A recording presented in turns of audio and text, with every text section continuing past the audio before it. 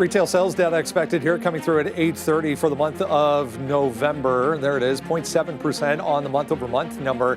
A little bit higher than expected there. 0.5 was the expectations for November. Retail sales year over year, 3.8% expected to the upside, a little bit lagging there for that.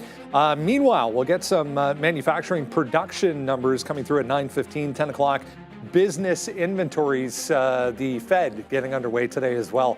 We'll hear from Fed Chair Powell coming up tomorrow afternoon at 2 p.m., where we will, it looks like anyways, 97% when I checked last, in favor of that quarter point cut coming through from Fed Chair Powell. Be interesting to see what he says, though.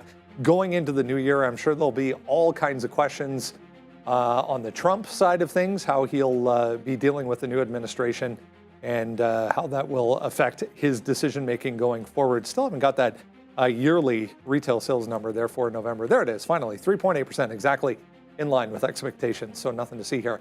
Downside for the overall market, overall, 0.27 right now, trying to bounce a little bit on this number in data here at 8:30, 5:30, holding on the Qs right now, down from what was just a monstrous day, positive for tech specifically yesterday.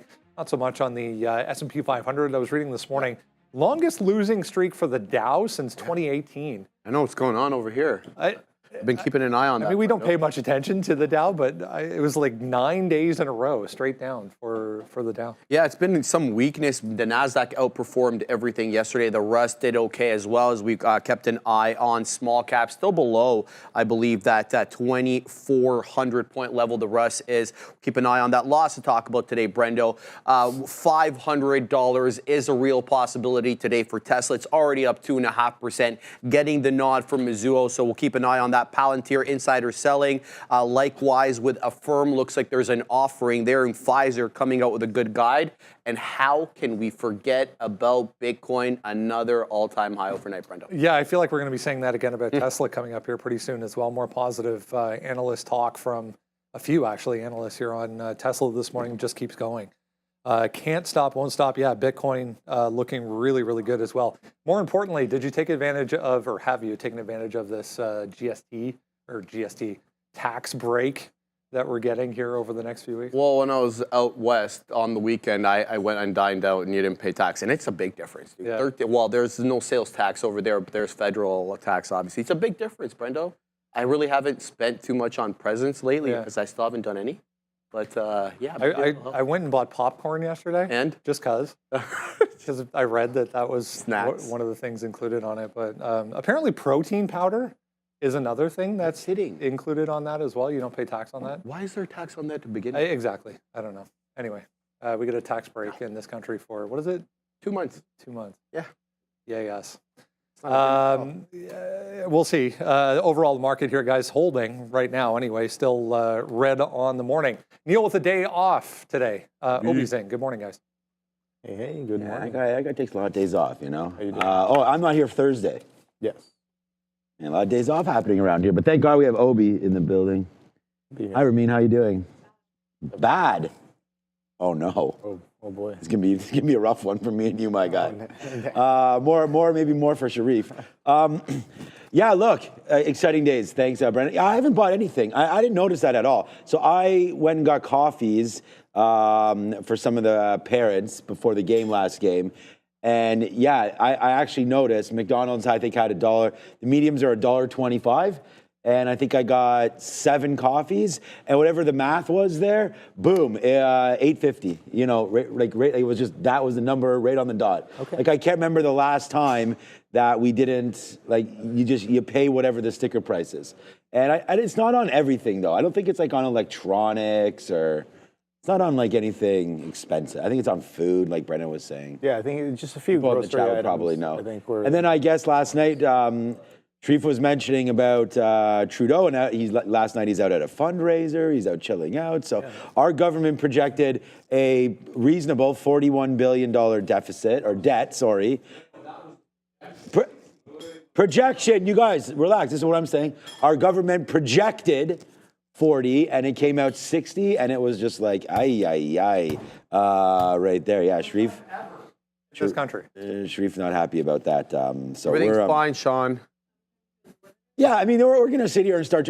I mean, don't touch our capital gains tax. You know what I'm saying? Like, let's leave that alone for a couple minutes. Yeah. Anyways, lots of stuff happening there. What is that? This is fine. Yeah, this is pretty much right. That's a good meme. This is the meme that signifies what's potentially going on over here. You know? Yeah. Well, some people. That's true. That's Trudeau right there. He was just like, this is fine. This is fine right now. Well, I mean, that's the thing is. What I was going to say also is we still have Sharif's mic going, which is completely fine. But if you want, okay, you got it. Some people think that this is what's potentially happening in Tesla. Now, I don't think that either. But like that, I don't know. Like we're basically sitting in a house of cards. Like this stock has ripped up just because of the move. Isn't that what people said the last time it ran all the way up to 1,000? You and I have been talking about this for a long time, about just buy stocks and hold them forever. Yeah. I mean, they keep on working. What I'm talking about, squeeze. It's just the move. It's not that it's not a company that deserves to be $1.5 trillion or whatever it is. It's just this move from 330. I mean, you can even go, Obi, all the way back to November 7th. The stock has doubled. So there's November 7th right there, $240. Right, November 4th, right, all the way to 480. So that's up 100% there on Tesla in a month and a half. So that's a lot. That's a bit of an extension, a little extended off the 50 period, a little extended. But the extension continues because the stock has, and we got the upgrade from Mizuho today. There's a lot of reasons to like this stock. It's on my hat right there. There's a lot of reasons to like this stock here. Now we've got automation going, got the full self-drive. We've got the connection with the president there. We've seen the same similarities with Palantir, although we had some insider selling on Palantir the other day. There's Sharif on the TV there. See, there he goes. So Ramin's in a better mood now, I think, after this. That's a good one, Sharif. I think that's fine. Yeah. Anyways, Tesla's going to be on our mind today. I think everything is. NVIDIA, some of the chip names start to go to the downside there. You brought up a good point about Starbucks yesterday, maybe a continuation. Starbucks sold off pretty crazily yesterday, breaking a few trends, breaking some supports as well. So I couldn't really find any significant news on it, but clearly it's selling off. And I guess shoot first, ask questions later with a lot of. Tickers is how I find I like to trade there because by the time you ask questions, the move might already be gone, right?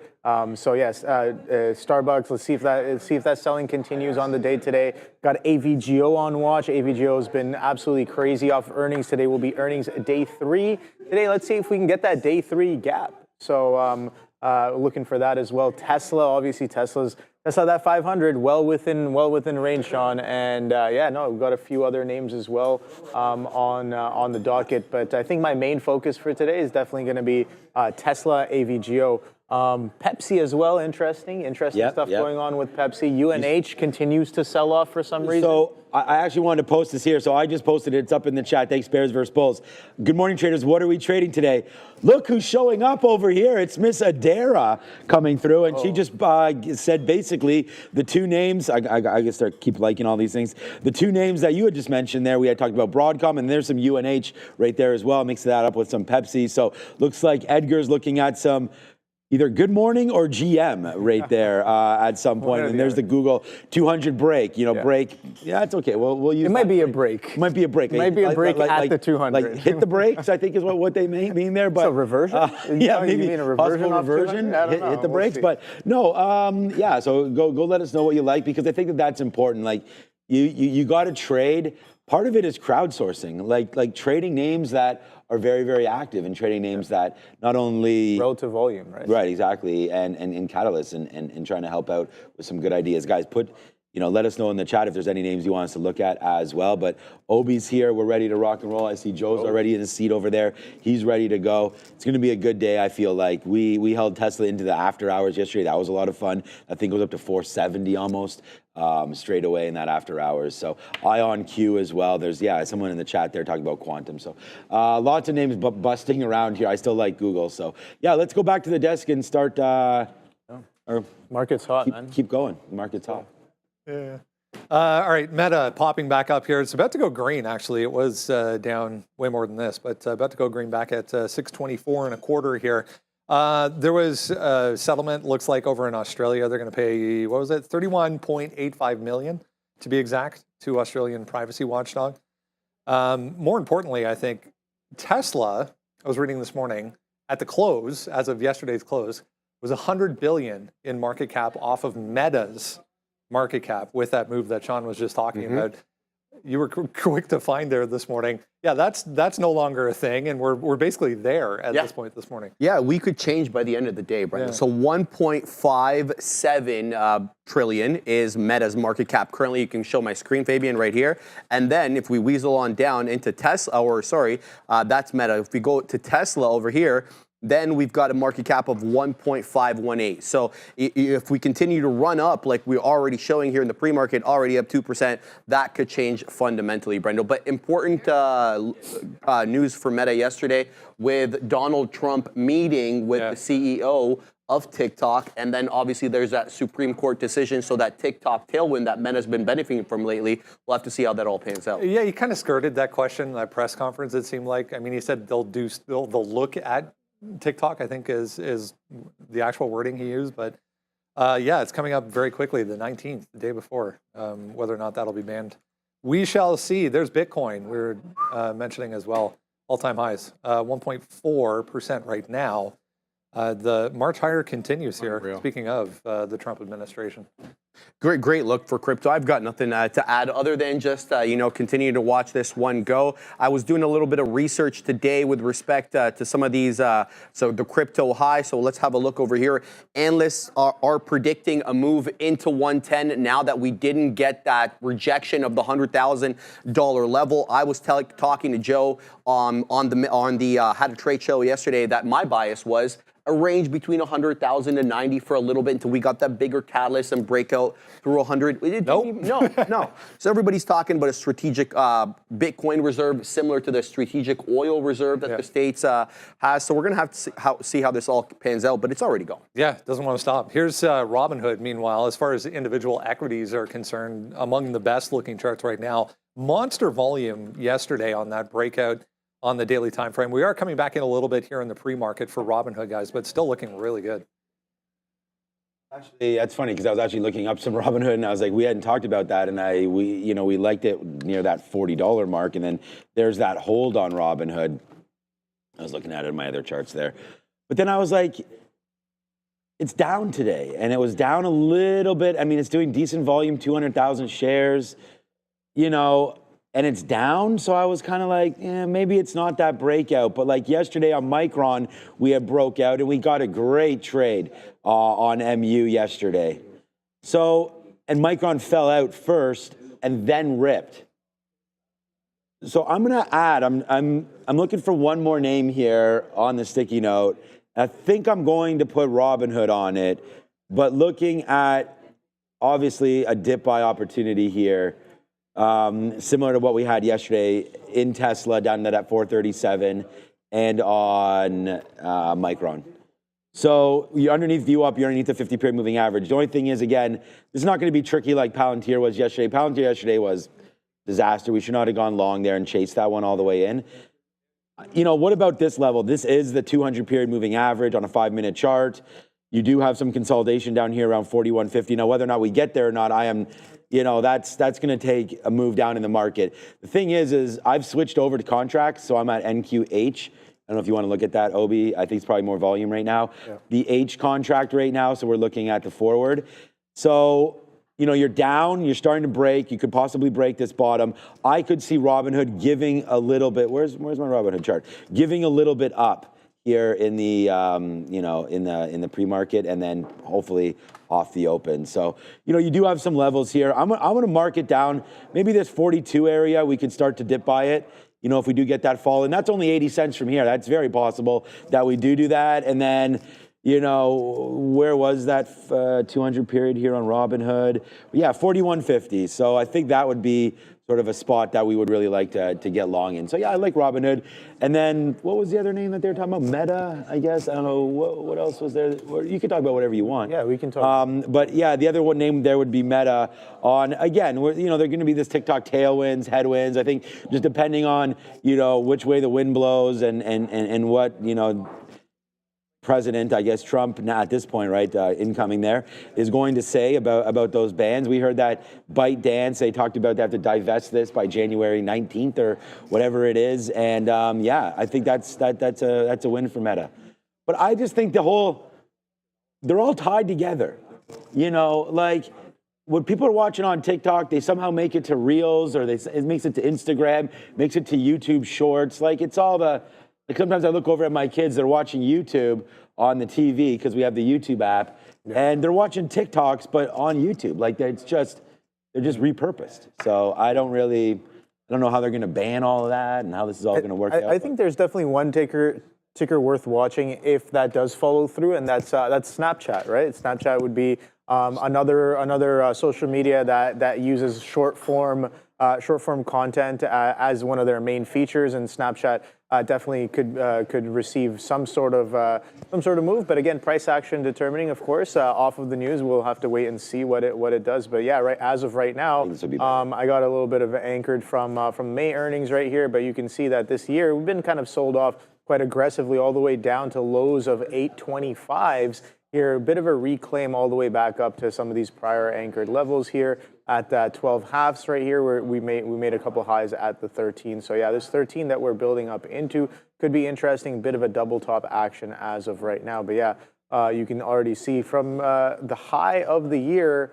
happening off of an earnings reaction in February was 1890. I don't know if we're going to get back to that former glory, but again, maybe that TikTok ban can give us a little bit of oomph to the upside, and then maybe we get through this 13 and then start cooking a little bit towards some of these highs. Look at another double top at that $17 level. So it's interesting how this thing, look, triple top, bang, double top, fade off. It actually gives you time to get in this time. This one you didn't have much time to get in because that was the earnings reaction. Right. This double top, you got in like on the break of some of these supports, and it worked out quite well. But now we're creeping right back up into it. So I don't know. I think definitely Snapchat one to watch out for if you're trying to play that ByteDance or TikTok kind of trade there. But other than that, I don't really have anything else on. I think the one thing that I've learned for sure, and part of it is obviously coming from you as well, is the fact that to be patient. Like you got to. Sometimes you got to sit in the trade for a couple minutes and let it build out and let it hit some of your levels, right? I mean, you must believe. Yeah, well, once you have the idea, I think that's true. Once you have the idea, you have to believe in that idea. And if you're going to scalp in and out of it super quick, like we could have got out of Micron yesterday for a loss. We could have got out of SMCI yesterday for losses. But we believed in the directional, actually Micron could have never been a loss, SMCI, but we believed in the direction was down. So we had to, like, just for example, yesterday, and we are getting ready. We are going to be having Money Mitch coming on very, very soon from Trade the Pool. So get ready for that. You can right now select that, scan our QR code right there, grab your 10 points off. Money Mitch will come out in just a couple seconds and talk all about that. But here was the trade yesterday. We actually had to withstand pretty much all of this move. And it got right to the levels that we had talked about where there could be some consolidation. The problem is we started the trade a little too early, and the next thing you knew, we were getting close to being out of the money 50, 60, 70 cents, and it was like, uh-oh, we're near that punching out zone. But thankfully, you know, we held tight, and then SMCI closes not at the low of the day, because that was at the open, but at the low of the day from that opening run. So, yeah, man, SMCI yesterday, we had some conviction with it. We stayed with it, and I think we can try to do that today, especially with the Tesla long. I feel like Tesla could drop in a little bit here, just on some give back. We have to wait till 9:25, Obi, and that's when we'll see those imbalances. And when they come out, then we can see maybe a little bit of a jiggling there on Tesla. Okay, we'll go back to the desk, and we'll see if we're ready for our guest. Is Mitch Hoke, analyst over at Trade the Pool, back with us once again. It is a big week, Mitch. It's the final Fed meeting coming up, starting today, and then we'll get the actual decision tomorrow. We'll hear from Fed Chair Powell tomorrow. The market seems to be in a bit of a wait and see kind of mode here. That being said, rates I saw this morning, yields are spiking. Stocks could be under a little bit of pressure, dollar actually creeping up as well. Put that all aside. We still have Tesla back to highs. We still have, all kinds of strength in other big tech names. What do you make of, where we're at going into the holidays here? Yeah, one of the things that you can clearly see, it seems like maybe Santa Claus came a little early, right? Of course, everyone's waiting for the real Santa Claus rally, which will start next week. But I think that you're seeing that good seasonality come into play, right? But now one thing that you clearly mentioned is the warning signs that are starting to show up out there, right? One clear example is the VIX going up yesterday with the market. Not something you see often, right? And it's been kind of now starting to break an hourly high, which I would definitely keep an eye out today to see if the VIX keeps advancing as a warning sign. But when we look at the NASDAQ, what are we truly seeing in this market? Well, you see 47% of stocks are advancing and 49.4% are actually declining. But wait, Mitch, the markets are going up. What's going on here? Well, it's all about the new highs. Take a look at the stocks that are making new highs. 56.3% of stocks are making new high versus the stocks that are making new low. That's a little bit confusing, right? When you think about it just in statistics. But what is this showing? That just a few players are holding this market up. Classic signs of near topping action. And then what are we seeing now? We saw the quantum just completely rip yesterday. A lot of these quantum names are getting their AI moment as early adopters come in and excited to grow projects, right? Of course, quantum computing is still ways out, I would say, for the average person, but this could truly make AI seem obsolete because, you're hearing things that quantum can do that AI couldn't dream of doing, right? So I think that this is something that's getting players excited. And this usually happens when we start to hear the big players start to mention things, right? Google came in here and reiterated about their quantum chip that they're pushing the levels. And I think that that was the big move that really got this to another level, right? There's something smaller stocks moving, but once the big boys start to mention it, that's when you really see the reactions. We saw similar reactions in small nuclear reactors, right? We started seeing Salesforce mention it. We started seeing Amazon mention it. And then you started seeing SMR and NE really take that lift, right? So these are all different areas that are starting to get hot, and we're in growth mode. The only question is, when does this turn around? Because this usually happens when we start to see what's called the dash for trash, right? And we're seeing that all around, right? We're seeing everything kind of rip, right? I don't know if you guys have taken a look at AI, just classic AI, C3 AI. That was the first kind of AI stock that went to the moon, and that's even doing well. It just goes to show me exactly what we're doing here, right? We're getting this growth momentum move. Now the only question is, when does it come crashing back down? Now there is one crypto play that I will mention here that I'm keeping an eye on, which is the metaverse play. What happened to the metaverse, right?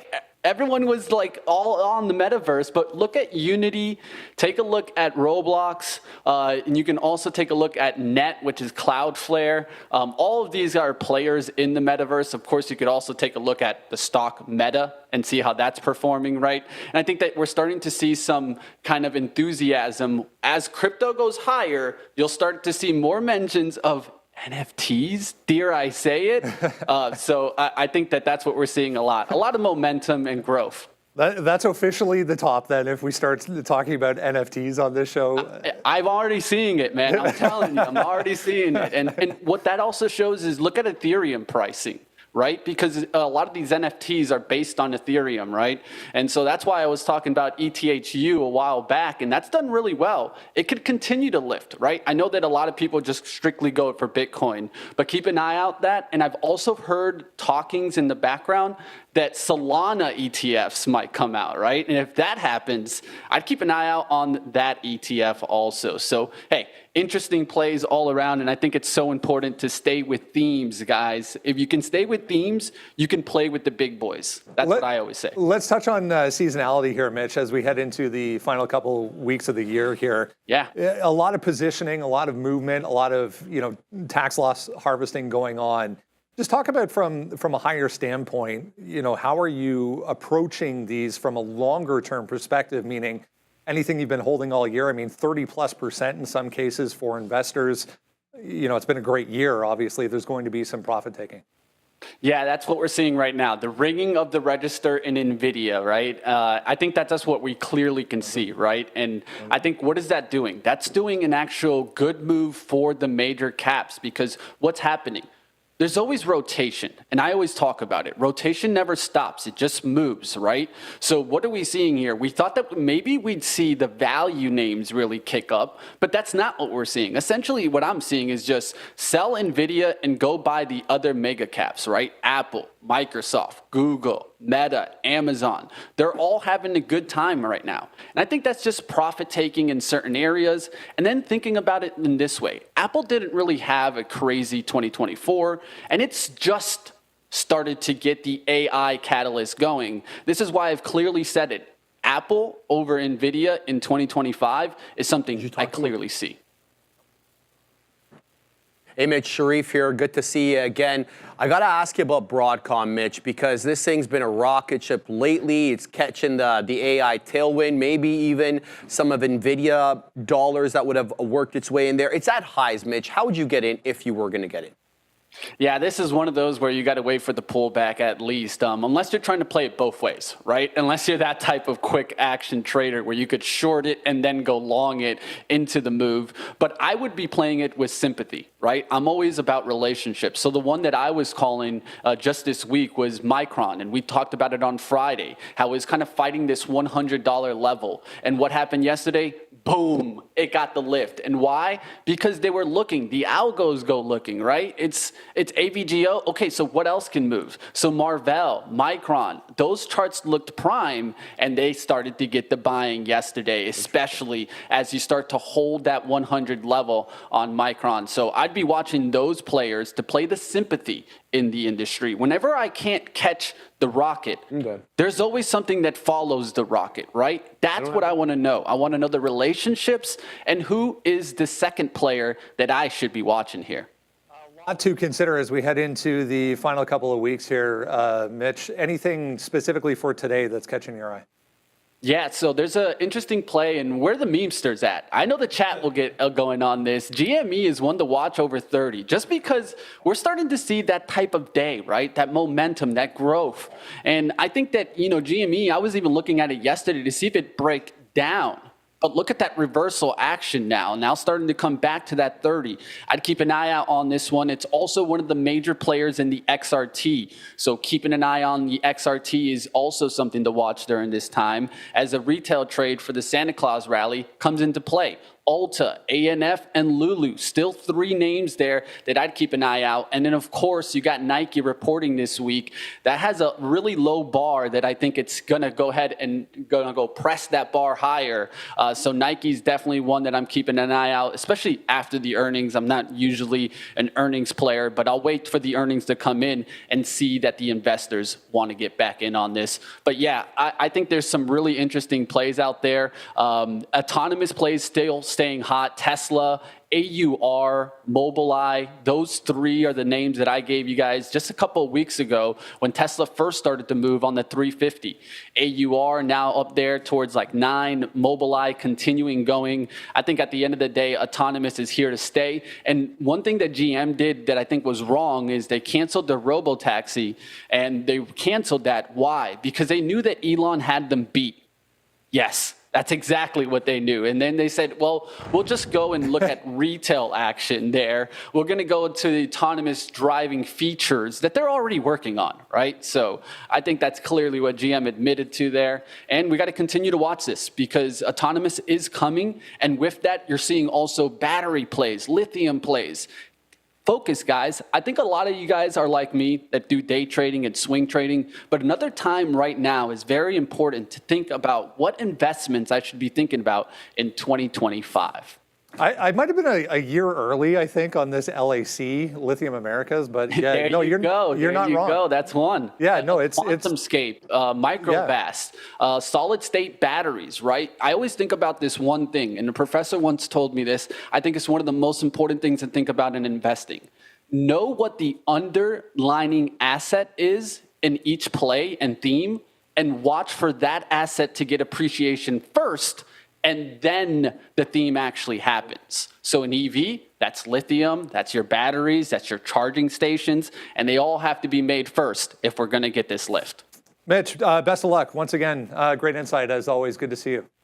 Yeah, like always, guys, check out, of course, we got these brand new limited packages that are coming on. Of course, you know, we go with the eValves, and we're always trying to set up traders for success. So we made it easier. Yes, I said that. We made it easier, payouts better for you guys. So definitely take a look at the action. And like I always say, if you need buying power and you're one of those traders trying to learn how to trade consistently, well, we're definitely that option for you. Check us out. Trade the Pool. Shout out to Trade the Pool. Thanks, Mitch.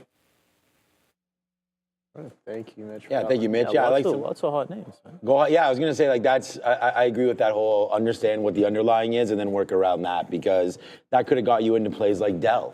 Yeah. You know, that started to rip up there. Obviously, SMCI has its own issues surrounding that. But I was also going to ask, you know, if a name like an Uber or something like that that's been hit so much. Brendan mentioned there LAC, right? Lithium America, another one of those names. So, yeah, I think one name that Mitch had mentioned before that hasn't moved too much has been Toyota. I believe in and around this area, it's not much of a day trading name, only 11,000 shares done today and kind of flat in and around this area as well. GM, another interesting name brought up. This is a name that is really cheap right now. And I think, you know, getting out of that business with Cruise makes sense if it's not going to be a profitable one, if they can't compete like we were mentioning, or Mitch was mentioning there as well. If Elon's already got the crown, why bother to come after it at this point? So yeah, this is at the 50 period moving average. I think this could also go. And then, I don't know, man, I was talking with some dads last night at hockey as well. And I just think the pullback, and I think this is again what we were just talking about there, what could be hot next year.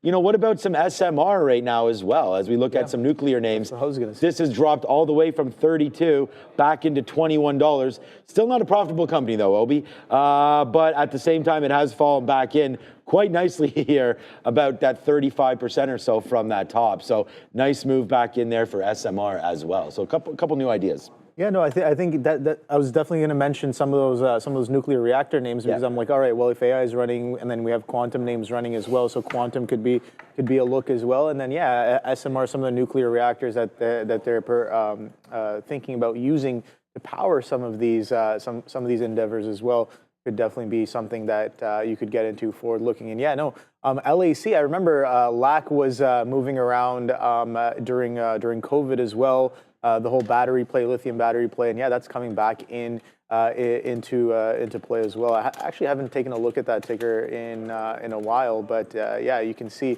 nice little recovery. We are pulling back a little bit here, but holding above some of these prior lows here. But you look at the former glory of this ticker. We have been coming down from quite a ways here, all the way 25.70 are the highs, and finally getting a little bit of a curl, John, with some expanding volume as well. Some of this volume we have not seen since I guess early 2021 and I guess 2020 as well. So you see that this kind of volume came in at the beginning of this crazy move here that took us all the way up to 25, and we're starting to experience some of those volume spikes all the way into those into that territory as well. But a lot of names on watch. EVs, of course, again, the main one EV name that I have on watch. Oh boy, those are a lot of lines. Let me clean that up. But look at this, coming in for a bit of a gap up move here once again on Tesla, closing in pre-market high, or pre-market's trading at 473s. Yesterday's high 63.19. Pre-market high is at 78.95. But that 500 level definitely well within range, and we were talking about this a little bit earlier today as well, as to how likely we are to see that 500 mark today if and when we do break above these highs, John. So a lot of tickers on watch, and very strong plays as well. I think Tesla definitely one of the top names on my list today for sure. I don't know if you've already sent out the sticky note, so I'm gonna guess that Tesla is probably one of the top. Tesla's going to be the top name. You know, the thing is here, this is an interesting thing again about what Brendan was talking about here. And I think this drip down has a lot to do with UNH. You know, we do have a big component here. So this is the DIA, so this is the diamonds. Brendan just mentioned it here. The biggest decrease in number of days, I think, in a couple years, down 9 straight days. I don't remember that exact stat that Brendan had there, but you have UNH that's in here. That's been getting hit. Of course, we have NVIDIA. I'm not going to type in the symbols, but another big name that's been getting hit as well as of late. So a little bit of a pushback in here. And then, you know, we get some XLF and different things happening in different spaces. So as we've all talked about here, again, my chart doesn't switch, but we've all talked about it. Look at the XLF. And this is not a dramatic move, but it's very similar to that of the diamonds.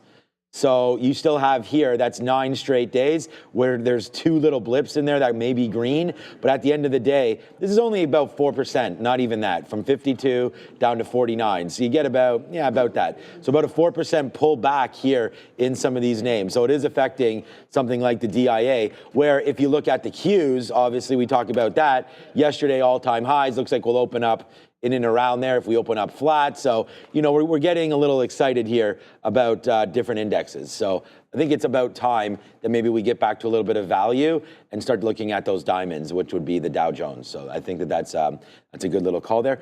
You know, Intel out, NVIDIA in. They're switching these names. You definitely see that happen. He was definitely right in pointing out how, and we've been noticing that on the floor as well. NVIDIA selling off, AMD as well. Alongside a few other names, but other chip names catching a bid. And shout out to Wayne. He was talking about yesterday that this is the whole people are buying into ASIC processors and really kind of selling off GPU processors now. I'm sure Wayne knows more about this than I do, but that's kind of the trend that we've been observing over the past couple of weeks there. Yeah, makes sense. You got play the trends, and if you're long-term investing, I think that, you know, some of these things are getting close to some levels. So Micron was great yesterday. Micron was great. You see eyes on Qualcomm as well. So a lot of these chip names moving around with that NVIDIA sell-off. And again, was it taking profits and off of names that have been running and maybe moving them around? Definitely makes some sense. So I just wanna show something here. Grok is bad. What are the Dow Jones components? Your input is as lengthy as the history of the universe. Could you summarize for us, please? That's pathetic. I can call up to ChatGPT. I mean, you want to do it on ChatGPT? I mean, I could do it right now, right? Dow components. Probably. I mean, it might be like, you know, let me just see what happens here. Yeah. It's taking its fair time. I guess we could be showing it on the screen here. Searching the web. GPT is pretty good for that. Everything's taking forever here. Maybe it's just my computer's not even working over here. They gotta start those nuclear reactors up. For what's going on with the energy here? Oh, here we go. There it is. There we go. Coming right in. Okay, here it is. Oh, hold on a second. Here it is. Here it is right here. So basically, they are literally giving me, look, I just wrote down Dow components. Look what they're giving me. All the components, symbols, and everything. And I guess I need to keep going and stop that Coca-Cola. But at the end of the day, something there at least. That was a little bit embarrassing there for me for Grok. So I just want to test it out. Sharif mentioned yesterday it was there, so I looked at it. I've been trying it out a little bit there, sent some tweets out yesterday, but at the end of the day, that was bad. All right, let's go back over and start this rundown, baby. 60.80, guys. That's where we closed out yesterday on the ES December contract. Should be noted, the March contract already doing more volume than the December contract. We're going to roll over here on Friday, but keep your eye on that. So 60.80, we continue to range in that 50-point zone that we've been in for the past week or so. 60.50 as support. 6,100 as resistance. If you haven't done so yet, make sure you grab the absolutely free from us to you every single day watch list. Jump down to the description of this video right now. Top link will get you to the sign up page. As always, all you need is an email address and it will just show up every day. 2.4% right now for Tesla. Back to the upside. Yep, can't stop this rally in Tesla. I mean, there's nothing really significant. There's a bunch of analyst price target increases and positive things to say about Elon and crew, but I mean, the story continues here. It just hasn't changed. Yeah, no, it really is the same old story. So today, Mizuho analyst Vijay Rakesh upgrading, guys, Tesla from neutral to outperform, and an eye-watering price target increase from 230 to 515. Obviously, citing autonomy software, they saying their stack shows improvement. They're also highlighting possibly looser regulatory framework under Donald Trump for the autonomous segment, and the repealing of these EV tax credits. On the face of it, it could look like it hurts Tesla, but it actually hurts Tesla's competitors more, or so this analyst believes, Brendo. So we'll keep an eye on this one. Like I mentioned, 500 could be in sight today. Like today, Yeah. Yeah. $25 away. It's not even that big of a deal. I mean, we were talking about it at the end of the last week, I think. I forget what analyst it was, but they were saying like autonomous alone would add $1 trillion in market cap to this company. So 475 a thing here, guys. Money keeps coming into this name. I mean, whether or not the valuation is accurate for autonomous and all this kind of stuff, there's only so many plays you can make in the space. And, you know, we talked about the run-up in Google recently for the quantum play there, Obi. And now you're getting everything basically all suited up into one. We talked about Elon was rigging together, what was it, 100,000 GPUs. I mean, there's so much. Anyways, I refreshed. I asked Grok 3 times, and all 3 times it gave me that universe is messed up answer. And then I just refreshed it, asked it again, and it immediately, here you go. If you come over the screen, it immediately gave me all 30.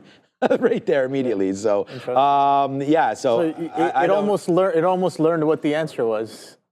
Eventually, I guess. Someone said, well, let me see how up to date it is, actually.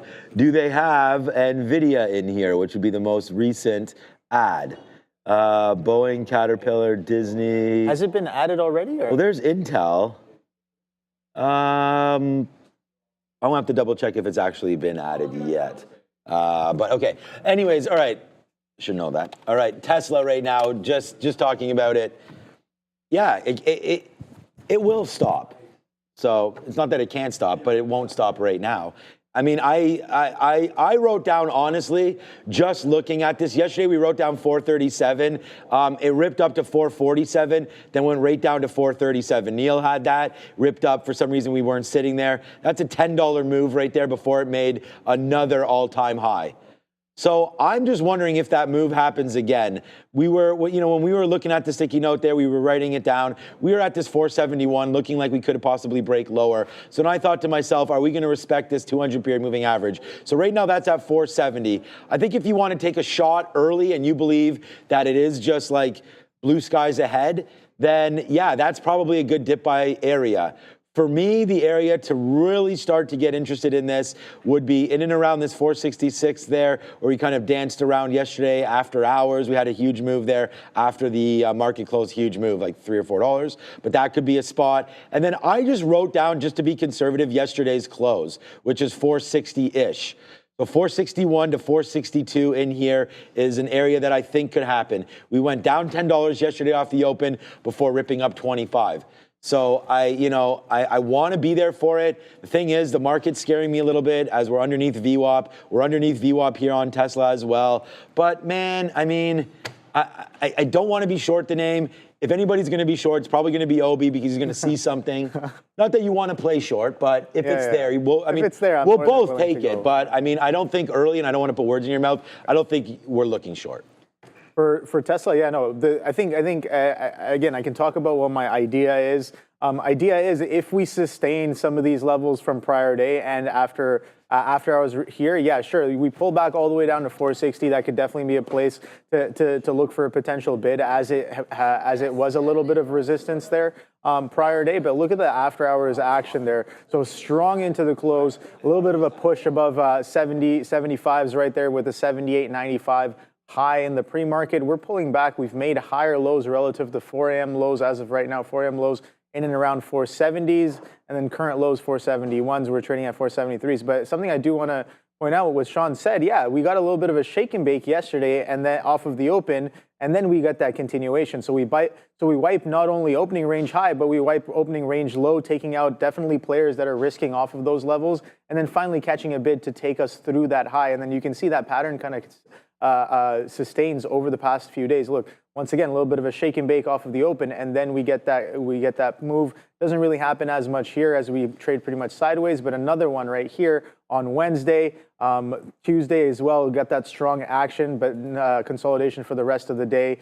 So yeah, I'm looking for that bit of a shakeout off of the open to see if we get any sort of directional moves off of that shakeout, and then I'll be more than willing to go either way. I don't really care what my original idea is. If it's going to show me that that it's going to be trending down off of the opening range lows, I'm more than willing to take a short. But the idea is to take some inventory into the 500 level, because I think it is very well poised for that. But then again, what do I know? This can pull back 100 points before we get back to 500. So let's see what the price action does today to see how it'll dictate some of our trading decisions. Rogers. All right, Palantir, big move down out of the gate yesterday. Huge seller at the open for PLTR. We get down to 72 held. Going back to the end of last week, that was support. We're down again this morning to the tune of 3%. The CFO in a filing selling some shares. Yeah, it's interesting how he did this, Brendo. So let's talk about it. David A. Glazer is his name. He's, as Brendo mentioned, Chief Financial Officer. Let's have a look at what he was doing over here, Fabian. Acquired 315,000 and change shares, but here it was an options contract, so he bought all those shares at $4.72 a piece, then simultaneously selling the same amount of shares that he bought there, 315,126 at an eye-watering price of $72 to $75. Making a nice $23.1 million from that trade. He now holds about 300,000 shares. Should be mentioned, guys, Palantir stock up 341% year to date with a current market cap of $172 billion. Great year. Back into decent levels here, 72 and 70, guys, for PLTR. We talked about this name being a direct list. We talked about it being a 30-year-old company. You know, some of these guys, the stat is something like 95% of NVIDIA employees have net worths of more than $10 million. Really? Yeah. So are they hired? Too late for that, my guy. These are because a lot of them got paid in not paid in, but part of their bonus. Yeah. Like part of your bonus is TraderTv.live coin. Yeah. You know, when that comes out, you're going to get 1 million coins. Okay. Thank you. Hopefully we IPO at 100 bucks. You can't hawk to us, man. You gotta stay with it. HODL. It's all about the HODL, man. That's part of the agreement. Where you're gonna have to hold them for 6 months at least. Yeah. Okay. Fair. Maybe 3 months for you. Yeah, you know, 6 months for Neil. Okay. So no swaps. Yeah, no swaps. Okay. So at the end of the day, though. Yeah, Palantir is going to be, yesterday we wrote it down there trying to break through that 77. We thought it had a great chance to do that. It did do that, but it only went up like 50 cents. Oh, actually, it looks like it went up 80 cents there. We were able to get some out, and then it was just disaster struck because then I started trying to defend this low of the day.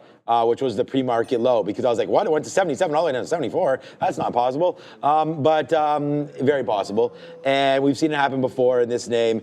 I can go back and show you lots of charts of Palantir, you know, going like one way and then just fading. Like it has, like here we go. So like it's not possible. We go back 3 days and we drop 73 to 68 right there. So, you know, like a lot of trading is going to be hindsight, and I don't know why we stayed there yesterday. But we did, and then we finally were able to get out here when it broke through 73.50. We tried to use, like, you know, basically that area from 2 days ago in the afternoon.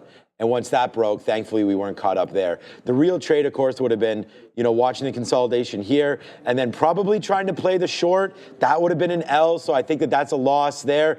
And then it just, for some reason, got going right there into the close. And then now the dump off happened. So the reason why I talk about that, you know, that NVIDIA number and then this Palantir is that some people are going to sell.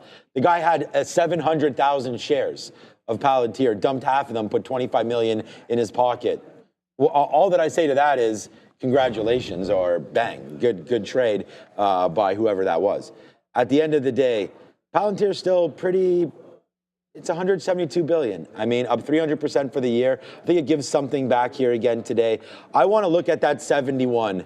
So it's down 3%. Market is heading lower, has been heading lower. It's kind of just bouncing around now. I think we look at 71. And if it holds, great, but I didn't write it down today. So a stock that made me flushed out early yesterday. We'll avoid it right here early today, but we'll wait for 71 if it comes through. Yeah, I think I'm just looking at this ticker on the weekly. This breakout was absolutely beautiful through that 45 mark. You can see that come in prior all-time highs being at that 45. We run up into it, consolidate. This is a weekly chart. We consolidate underneath that 45 for roughly about a month before finally breaking out, and we've been going parabolic since with a high of 80.91 here on the weekly. So yeah, I'm going to pull it down to a 3-hour chart. 82.72 is all-time highs from I think it's either pre-market or after-hours action there. Maybe a little bit of I think it's pre-market action there from December 9th. But yeah, taking a little bit of a pullback, and take a look at this.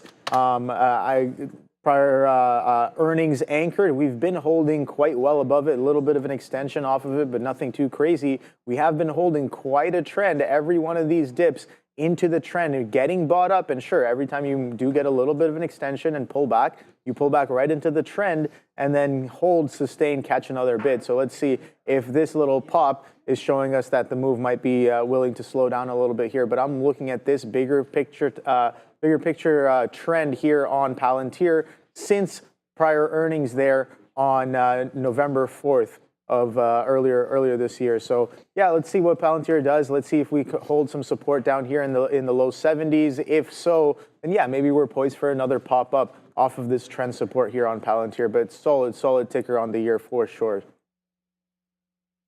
Oh yeah. To Broadcom on the way back in here now, 1.6% to the downside after another one that was monstrously positive at the end of the day. What a run this has had since earnings. Just the leftover enthusiasm here, a little bit of profit taking coming back into play maybe, but it's been a great week here for AVGO. Yeah, so I was reading an interesting article this morning about the correlation between NVIDIA and AVGO, and it looks like they both actually do well at the same time because they don't actually make the same type of products. Let's look at it. So Broadcom actually supplies networking processors for AI data centers that actually connect chips like NVIDIA's H100 and the upcoming Blackwell. So they don't necessarily do the same thing, despite the fact that Broadcom is also trying to get into the advanced AI for GPUs. And also, apparently, NVIDIA really has a moat with their CUDA software. And that is a lot better than, getting these custom-made chips like the Tensor Processing Unit or Trainium from Amazon, which don't come with robust software. So apparently, this article looking at both doing well at the same time, Brendo, but now NVIDIA in correction territory. Yeah, down more than 10%. I mean, it was 14, I think, by the end of the day yesterday. So correction and then some for NVIDIA. Broadcom looking good here, guys. Oh. You had some thoughts about Broadcom. So why don't I pass it over to you? I know you traded it for sure on earnings day. I wasn't here that next day. Sure. And now you have some thoughts. I've traded it both earnings day 1 and day 2. Day 1 was maybe not the best. I kind of liked every price to buy in the first half of the day and kind of roughly capitulated my risk a little bit before the move actually came in. I was like, that's not happening day 2. And day 2 didn't really do what I was looking for right off of the bat, but was definitely involved in the opening drive. Oh boy, that thing came in real hot and just blasted all the way into 250 by the end of the day here. But yeah, took some into 240s there yesterday. Got that continuation later on in the day as well. But yeah, I don't know if I'm looking for more of the same on today, as we are looking a little bit different than the prior 2 days. Again, earnings day 3 is the day today. Still doing relative volume in the pre-market, 3.5 times to 2 times coming into the open here. But we're trading a little bit lower than some of these pre-market highs, all the way up at 255.95. Coming back into some of these prior days levels, I see a little bit of a consolidation base here at that 240 mark here on Broadcom, and then that dip low off of the morning push, and that selling kind of stops in and around 237 as well. So I think these might be some areas I'd like to be watching here. You know what?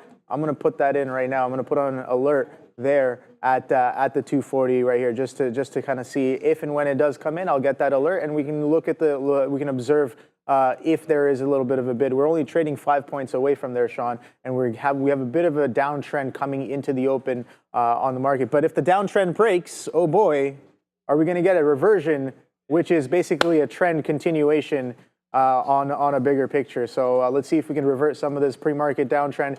If not, do we hold below 240 and we take a little bit of a breather? This ticker is extended quite nicely off of earnings. Again, if we just measure from earnings reaction low, which is well within the days, you can see the day going into earnings, well within that range. Oh boy, indeed, we've done about 40% move within 2 days if you measure from the low of earnings reaction to the high of today's pre-market. So about a 40% move within 2 days on AVGO.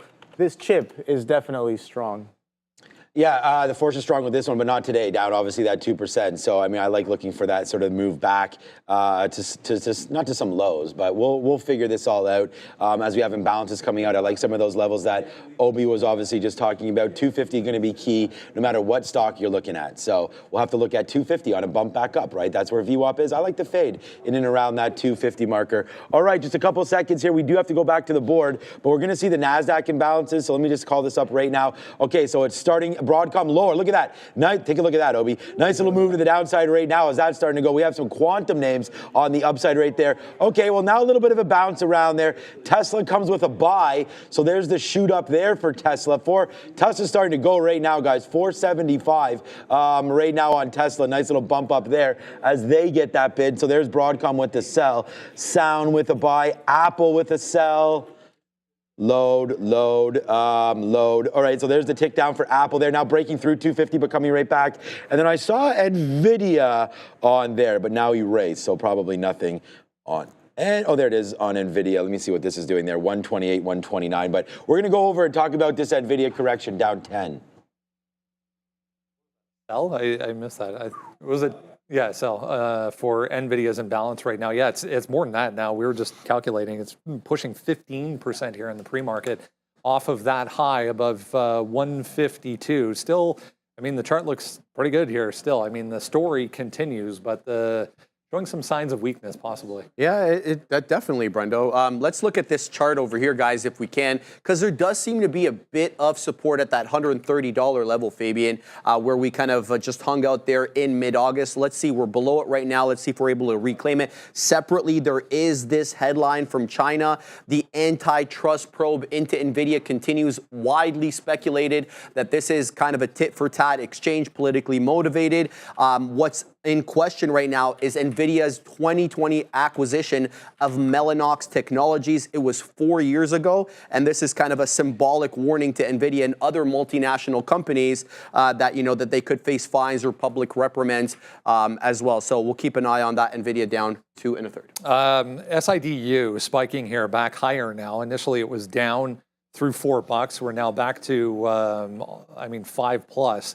$14 million private placement, so an offering getting pushed through after a big day yesterday for SIDU, up 15. Yeah, so I think you buy NVIDIA now. I don't, again, we're talking about two different things because we're going to talk about day trading here. I wrote down, I'm choosing AMD for the short, but at some point, I just think NVIDIA is a hold, don't trade in your own account. I don't think you panic and punch out of this thing. Here's what it looks like on the daily chart. Looks like it's trying to break a little bit lower right now on that. The 50, we're below the 50 period. The 200 period's at 115. So that's like a for sure buy. Like we haven't been anywhere near the 200. I could move this back here and it would start to load up. You could see, we're nowhere. This goes all the way back to August of 23, and as it just continues to go, it's just going to get better and better. But, a little drip down. We've had it before. We came close enough. We're getting close again. So maybe 124, 123-ish, a good little area for NVDA there on the daily to start to buy some. I would rather short the name that's down on the year, that's down significantly on the year, that we hit yesterday for a good short. And that's going to be AMD. We hit this yesterday. It was a great one. I think P&L number one was going to be Micron, but AMD was right there as well, fading off of this 128. So we had that there yesterday. We had to be very, very patient with it. We actually had it early, came in again. So I think for this trade, it's the same thing. I wrote down here on the sticky note, 126. I'm in something right now. What just filled? What am I in? Oh, I'm in Robinhood. Robinhood came down to 42 bucks. Okay, so a little bit of a starting position there on Robinhood. So we'll hit the siren there. We talked about why we like that one at that price. But anyways, AMD, I like the 126 area. 200 period moving average in yesterday's close. So 126 for me, AMD is a sell. We're already sitting there. Let's see what we could do with Robinhood. We're down long right now at 42. Yeah, that AVGO came right into 240 as we were speaking there, Sean. So absolutely crazy there. But yeah, no, NVIDIA. Here we go. Yeah, another messy chart on my part here. A bit of a breakdown happening. So let me just clear that up here. You can see that we kind of topped out in the 152.88 all-time highs right there, taking a bit of a pullback. It's a bit of a stair step down over the past few days here on NVIDIA. You can see some strong selling coming in off of these prior highs, 146s. Strong selling once again off of 141s here on December the 10th. Stepping down yesterday or last Friday there as well. Consolidating yesterday, stepping down below prior week's consolidation lows there on Friday, and then another step down coming in today on this week. But with only about 5 seconds left, I see that there's at the bell 4, 3, 2, and 1. The market is open, so good luck to all. All right, there we go. Yeah, we missed that. We missed that bell ring right here. Yeah, may the odds forever be in your favor. I like that one. That's from Hunger Games, right? Yes, it is. Yeah, there it is. Hunger Games. There we go. Okay, so Robinhood downside. Right, not really, but we'll watch out for Robinhood right now. We're going to buy some 4150s when things settle down. All right, well, here's Tesla. Tesla, the name that we're all looking at, drops down to 472-ish right there. So be patient, be patient. We do not need to panic into anything right now. Taking a look on what's going on with Bitcoin, 1078 right now. So I have IBIT. We didn't get to talk about this. We have cryptocurrency on there. Is it a long? I think yes. I'm going to take IBIT breaking through 6150. So that's yesterday's high. We're taking IBIT breaking through yesterday's high. We're taking IBIT. NVIDIA, just a little bit of a quick note. Verizon partnering with NVIDIA. We're hearing that right now. Verizon partnering with NVIDIA. So we could have a look at Verizon, see if that's doing anything. I don't know, just says Verizon partnering. I don't know what it is exactly. Adara or whoever will get that, but it's probably, yeah, don't worry about it. It's not really moving around too much. But yeah, 471 now coming into play here for Tesla. Yeah, so you in anything yet? Yeah, I got a little bit of Broadcom here just to kind of just a little feeler, because it did come down into the 240, and that's what I was looking for. I was looking for it to come down into the 240. That's the first place I wanted to give it a little bit of a stab there. Let's see how well it holds this 240. Again, it can drop down a little bit more, and I'm more than willing to let it do that, get stopped out, and reassess, try again. But that aggressive selling through the pre-market, we were talking about that pre-market downtrend, and that accelerates through off of the imbalances and pukes about 8 points all the way from 248 all the way down to 240s, trading a little bit lower here down to 238s as of right now. So let's see. Probably going to get stopped out on this one if we trade any little bit lower. But you know what? I got my stop in and ready to take on this risk, Sean. So let's see if we do a little bit of a bounce off of some of these levels there. 240 coming right back in.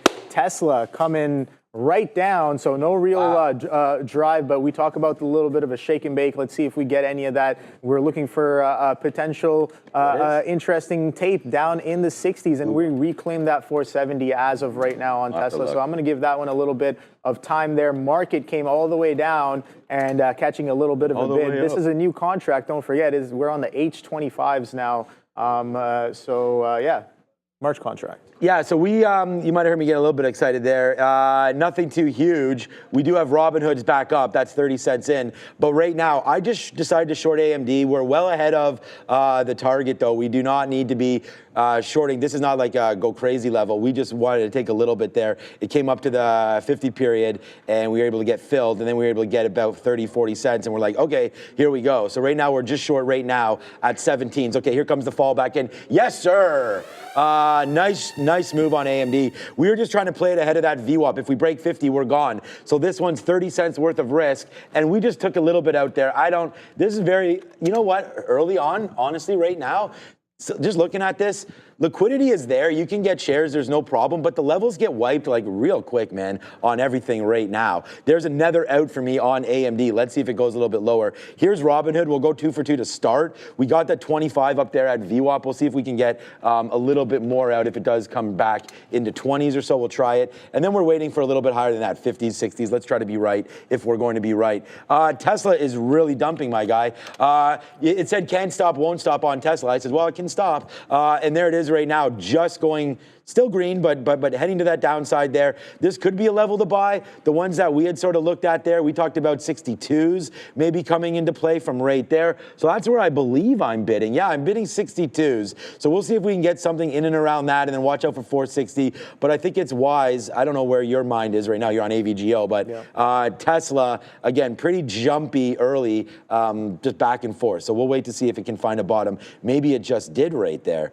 But market can't seem to find one yet. So we'll hold on. So far, so good on AMD short, and Robinhood is heading to the downside. But we're going to get out of Robinhood. I already put the stop out on Robinhood there because we don't want to give back sort of what we're doing here on AMD and just give it back through Robinhood, right? So our stop here on Robinhood is a break through $40. Or sorry, 41. If we break down through 41, we're out of that. So yeah, AMD working, Robinhood trying to get a little bit longer at 41.50.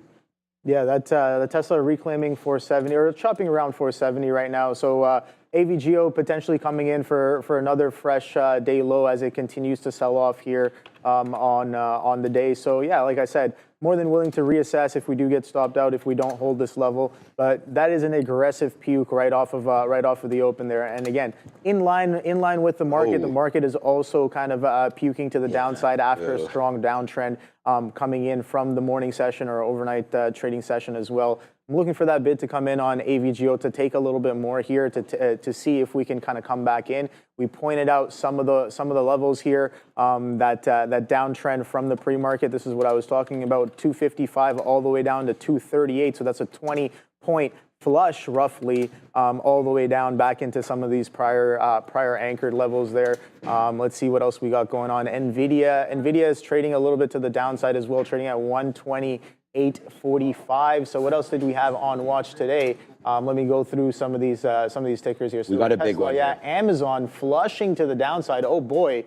UNH with a little bit of a bid, Starbucks with a little bit of reversion as well, coming in with a bid again. Pepsi, we were looking for that. That was at 52-week lows. That one's catching a little bit of a bounce. And Apple for the continuation is what I was looking for as well, 250.64. So Apple's holding quite well as of right now, Sean. Let's see some of these other Mag 7s. What are they up to? NVIDIA to the downside. AMD just held. Amazon to the downside. Alphabet with a little bit of a pop. And Softy as well, not really doing too much. What's going on in there?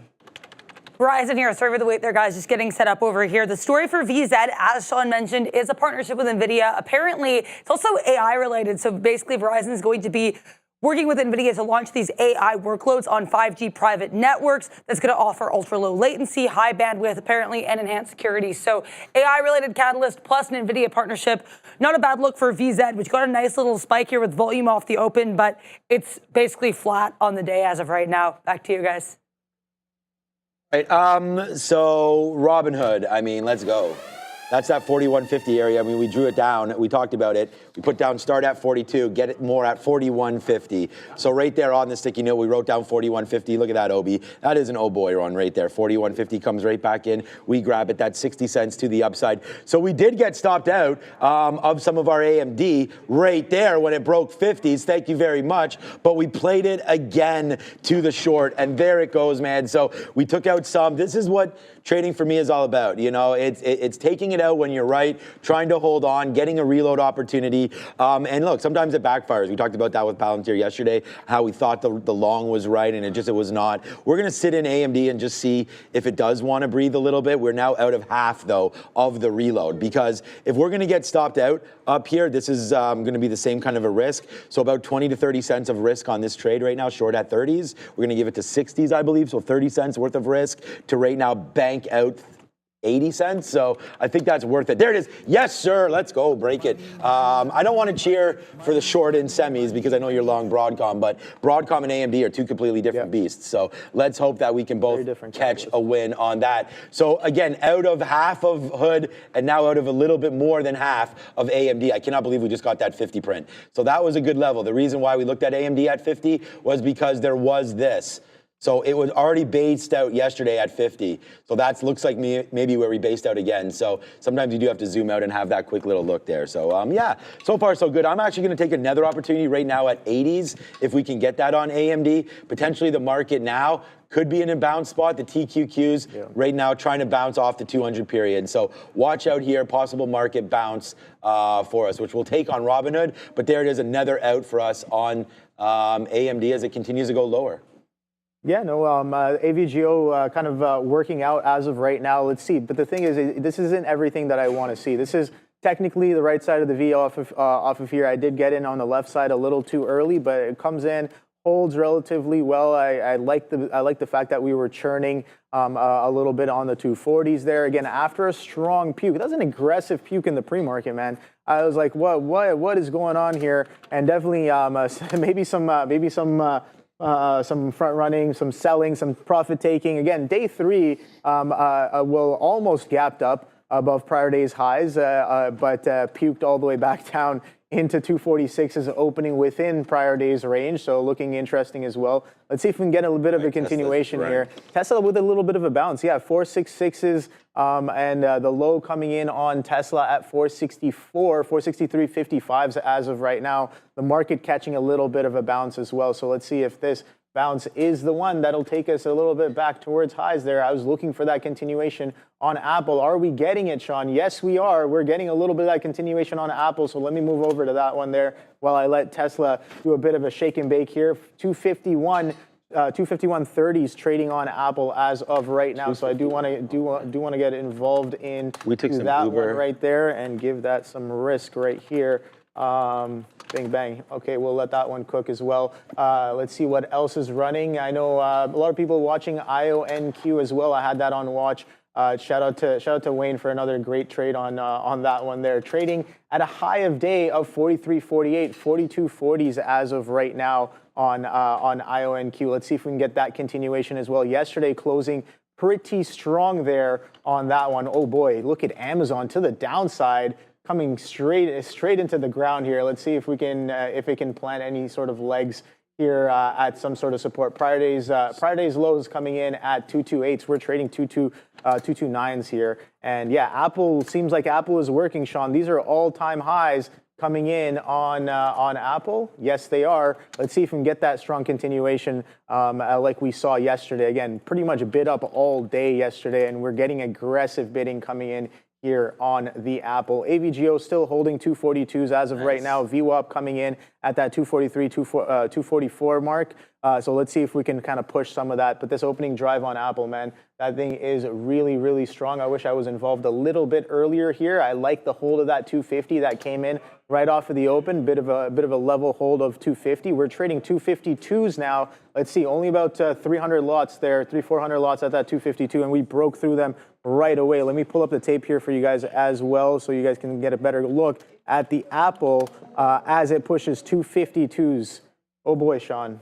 I even wrote down, I was like, Apple 250, 251, bit of an over-under, take the opening drive for a push continuation on the day today. A little bit late to that one, about 50 pennies too late to that one, but yeah, let's see how that one works out. Starbucks, no real sign of selling right now. Tesla, yeah, it's still catching a little bit of a bid. Is it the bid that'll take us to highs? Let's see. I'm looking for that 500 to potentially come in. AVGO, not really doing too much, not as much as I'd like as of right now. So maybe it's not ready for a bit of a push. Maybe we do sell off today, right? We have been running quite extensively. Like I said, up almost 40% off of earnings reaction lows all the way up to pre-market highs within 2 days. Today is day 3 of earnings, and we are taking a little bit of a pullback. So let's see how much of a pullback we really end up taking on this name today. But 240s coming right back in, so a little bit of a consolidation chop on top of that 240s as of right now on AVGO. What's up, Adara? Another great day for quantum names. We have QUBT here currently halted with a short float of 16.88%. Looks like quantum computing here. This QUBT is the name with the catalyst in this group, announcing they got a prime contract from NASA to apply their DRAC-3 for imaging and data processing support. So a NASA contract from QUBT. QBTS is also really strong here, although it was anyway, pulling back a little bit here, but nice volume off the open. That is 24.1 million shares traded in the first 15 minutes with a 15% short float. IonQ is another name in this space here. IonQ and QBTS looks like they've given up some of the move, but QUBT, watch out for that one again. Currently halted up about 42%. Guys, make sure to like and subscribe if you're enjoying the content. Back to the guys. You know what? I'm just going to go long Tesla. I mean, so anyways, Rigetti's another one. Rigetti all-time high, RGTI, right there, 985. I was talking with a guy last night at hockey. He's long 77 cents, Rigetti right there, up to $10 right there today. So huge move up. And it's not like that's unbelievable. Back in October, this thing was 60 cents. So there you go, up to $10 right now, RGTI. Look, Obi, this is going to be a little, FOMO-ish, but I don't care.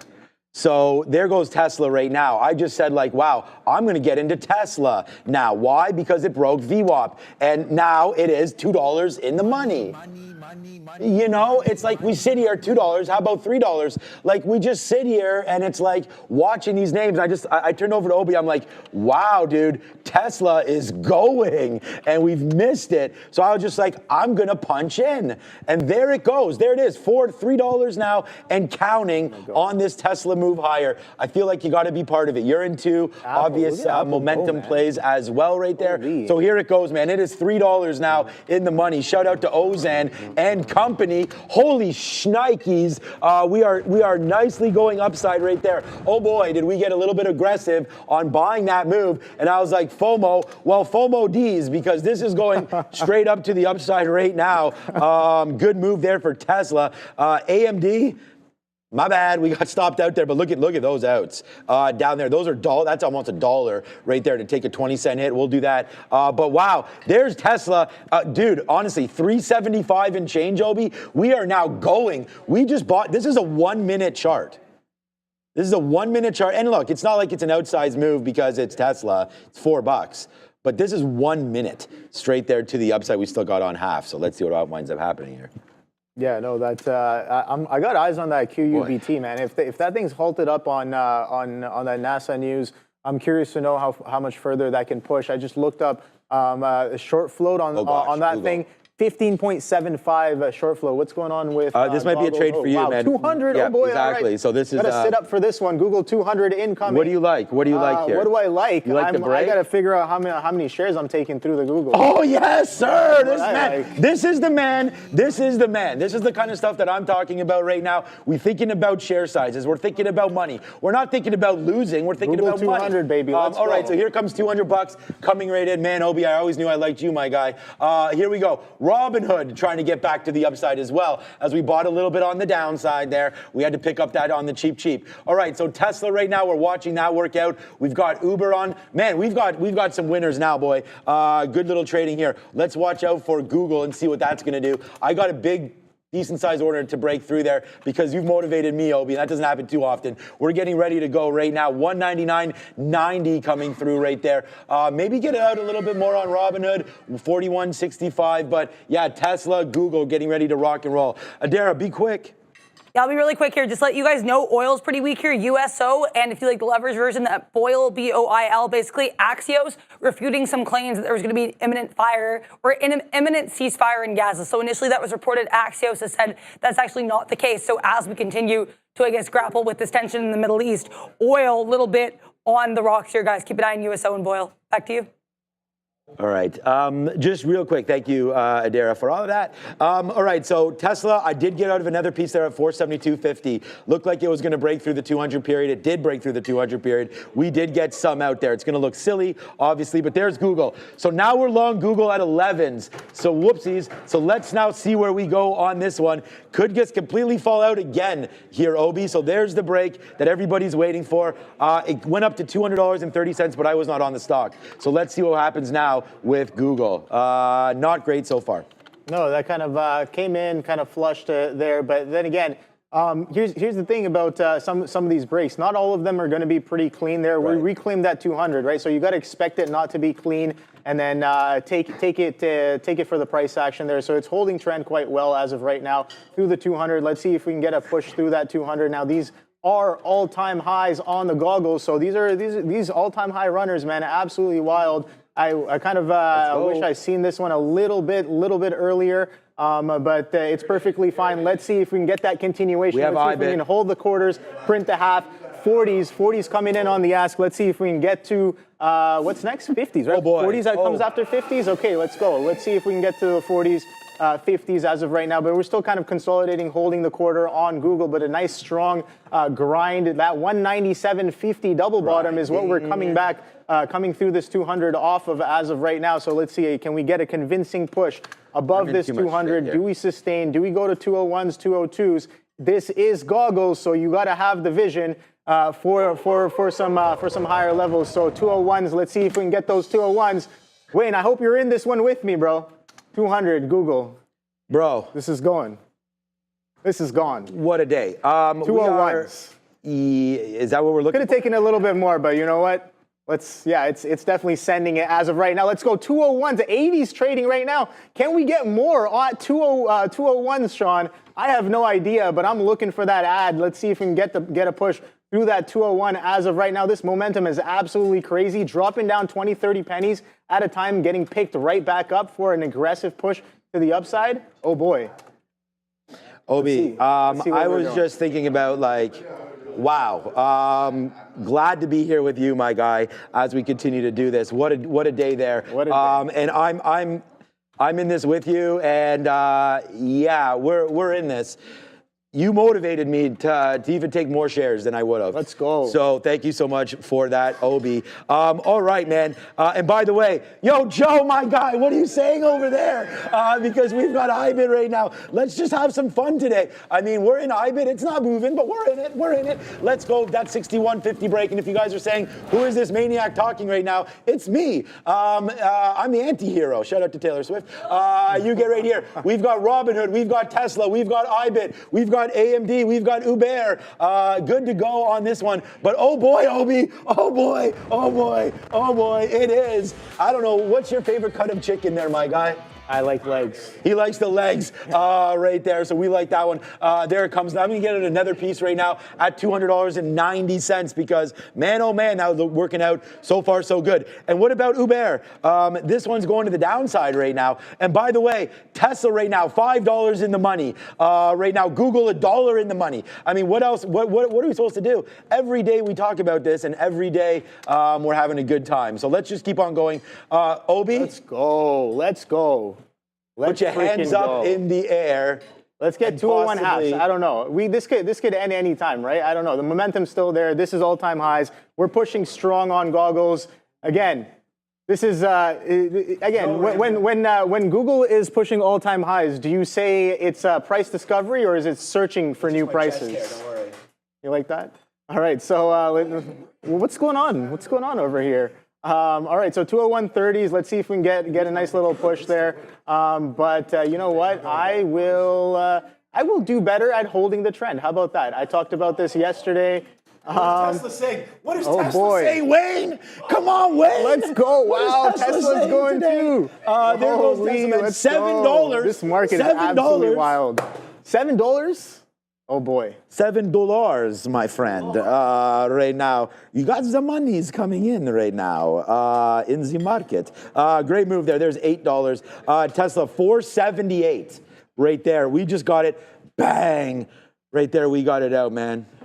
We are having ourselves a day. IBIT. Let's go, man. Check your cryptocurrency accounts stat right now. Nice move upside. 108. You know what? Actually, do not check your accounts, actually. Do not check your accounts because maybe you'll sell. And you don't need to sell. You don't need to sell anything. I think Bitcoin going to that one. What's up, Joe? How you doing, my guy?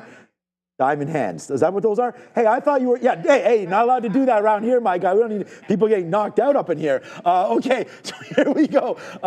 Yeah, nice move up. I'm starting to pay I mean, I have more than half left. I don't know. Do we want to discuss how much do you have left, Obi? I have 25% left. I just started aggressively. So I better start getting out then, my guy. Yeah, I think I'm out for that one right now. But yeah, so I'm just looking at this 30-second trend right here. We just broke that 30-second trend. So great reasons to sell on the break of trend there. Do I smell a reversion? I just took the long. I'm going to be a little bit patient there. We got stopped out on the AVGO there, so that was a little bit of a nasty drop down on AVGO. That's perfectly fine though. We more than compensated for that, taking that goggle trade. Look at that bid drop on Google. Yep. That was the move, Sean. That 30-second. I gotta show this. People got to get on these 30-second charts because when the trend breaks, oh boy, look at that. Would you look at that? Who the hell's look at that grind, that trend grind on the 30-second chart on the goggle? Absolutely crazy. Definitely a buyer on the tape. And then boom, the crack of that trend gets in some aggressive selling. Now it doesn't mean we're done buying just yet, guys. I have no idea what it means. But as of right now, the short-term trend has broken. So we're taking a little bit of a pullback. I gotta take a breather. I can't get too excited. But that was a solid move. Let's see what else is going on. Where is the next trade? Do you guys see the chat? Do you guys see the poll here? Do you want Obi and Wayne on the midday? I am voting 100% yes. I know Wayne definitely wants this as well. We might need a bleep button if both of us are on. For sure, we will need a bleep button because we might not be able to handle ourselves. Because you put Wayne and I on the same desk. There's no budget for Wayne. Okay, here we go. 480 just broke again. We taking more, baby. So there it goes. We just added. Hey, so nice. Let's do it twice. There it goes. Huge move. We bought more at 480, man. You know that we put that stop order in there, Obi. We and you talked about that. There goes Tesla, and there goes another oh boy moment live at Trader TV Live. I mean, if I'm going over to the likes right now, and honestly, if we don't have like 10,000 likes, which we don't probably, then yeah, we got to get this going right here. So here's the stream right now. I'm going to show you guys what to do. You hit the like button right there. Oh gosh, I got to refresh. So we're going to refresh that, get that going in 1 second. Yeah, make sure that we get over 1,000 likes. Hit the like, hit everything you possibly can right now. Subscribe. 108,000. That's blasting right now. Tesla. I mean, now is it trying to pull back? I mean, we could just get out if this fakes breaks and goes back in through 479. So let's try to do that right there. Let's put our stop right here, breaking through 478.99. We'll get out of like pretty much all of it. We'll get out of 75% if it does break back in. And again, we just don't want. We're here to play the momentum. I mean, that's for sure. It just broke 480. So that momentum now, we'll take a piece out there at 480.50. Let's see where it goes. We had to cross up 40 cents to get this trade. So we cashed out of the majority of this. But if it breaks back down below, we want to get out of everything right now on Tesla, breaking through 479, back down in. I know you cashed out earlier on that. So actually, you never had Tesla, actually, right? Or no, did you? I did not. No. So we'll have to watch out now. It just held 480. Another out coming for me. I just put it out there, 481 flat right now. Google, man, never fear. Your guy is still here on Google. Nice, so we're taking out some more right now. Am I? I thought I was right there. Did I get that, Phil? No, I did not. All right, let's just put an offer out right now. Get a 94. Get a 94. Get a 94 right there. And now we're at near the highs of the day. My best day of the month, bar none. Yeah, no. So that push was absolutely crazy. Yeah, I definitely did miss out on a little bit of that Tesla move. That Tesla is going. That dip. Look at that dip. Oh boy, coming in 463. So you had the levels. You were looking for those low 60s there. I mean, I wrote down 462. Definitely. Can you believe that? 462s and the low is 463.5. So about a point and a half off on a $500 ticker, Sean. Yeah, absolutely wild there. And yeah, we're only 20 points away from that 500. So let's see if we do build into it. I said I was going to look for that shake and bake, and guess what? Shake and bake we did, and we're cooking to the upside right now. 482s is the high a day here on Tesla. Can't stop, won't stop. Look at that prior bar hold on the 3-minute as well. Oh boy, is the reversion coming in on goggles here? I got to take a shot at that one as well, potentially coming in. But yeah, a lot of these stickers very, very directional, Sean, and absolutely crazy. AVGO, nothing just yet, but I'm gonna pack my patience for that one there. Pepsi still to the upside. Apple took a little bit of a pullback, so right here you can see that I took a little bit off on that Apple. Didn't have enough to start off with through the 21 halves, but let's see if we consolidate it anywhere up in and around that VWAP as of right now. So Google coming back into the 200. So nice little potential reversion happening as of right now. So you know what, I do want to get involved with that one just to get with a little bit of a feeler to see if we do get some selling back down into VWAP, and then maybe we can catch another bid. But that bid, Sean, was absolutely aggressive. You saw the grinding up happening on the 30-second chart. Definitely a buyer on the tape there with that one. I was like, oh boy, we're dropping down 20, 30 pennies every time and getting bought right back up. Right. Aggressive sells that would hold stall on the bid and then rip right back up. I like that kind of action. Give me more of that one. And yeah, let's see if Google will drop it down into VWAP as of right now. Where is VWAP, you may ask, because that's what I'm asking as well. 199.26, so only about 30, 40, 60 pennies roughly away from that VWAP. I don't know if we're going to get all the way down there. If the bid is strong, I'm looking for that bid to either show up on top of VWAP, so that could be anywhere on top. This 200 area is definitely churning as of right now. I gotta look over at Tesla, man, because you keep talking about it. I'm getting a little bit of FOMO here. Wow, 483. Oh my God. You were $15 in the money. Oh my God. $13 in the money from that play. Nice trade. And then we got more. So we actually added to that. I think your trade was real nice, man, getting out of Google near the top there. So we actually wound up holding that 25%. Once we started to bleed through here through 50s, I mean, we got a bunch out here, as you can clearly see. So one more out there on that. Look, man, I mean, we might just turn the lights off on this show right now. Only 1.1K. Guys, 9,000 watching right now. This has got to get up there. This has got to get up there. Fabian, get ready, fade to black, man. 1.1K. This has to get to 1.5. I'm going to check back in a couple minutes. Let's see if we can get it, man. We've got Obi on here. We're rocking and rolling. We've got Adara back at the desk. So let's go over and have a look at that count when we get back from Adara. And look, it's happening now. What's happening now is some economic data. We just got in business inventories and NAHB housing market index data. So we'll start here with business inventories, exactly flat here, not only on a month-over-month basis, but also in line with expectations. So 0.1% versus 0.1% expected and 0.1% previous. That's business inventories month-over-month for October. The NAHB housing market index a little bit slower than expected here. 46 versus 47 expected, but in line here with 46 previous. So nothing super exciting in the economic data front. Here are the QQQs on the 3-minute chart. They're trying to take out the lows here around that 535 level with slightly lower highs.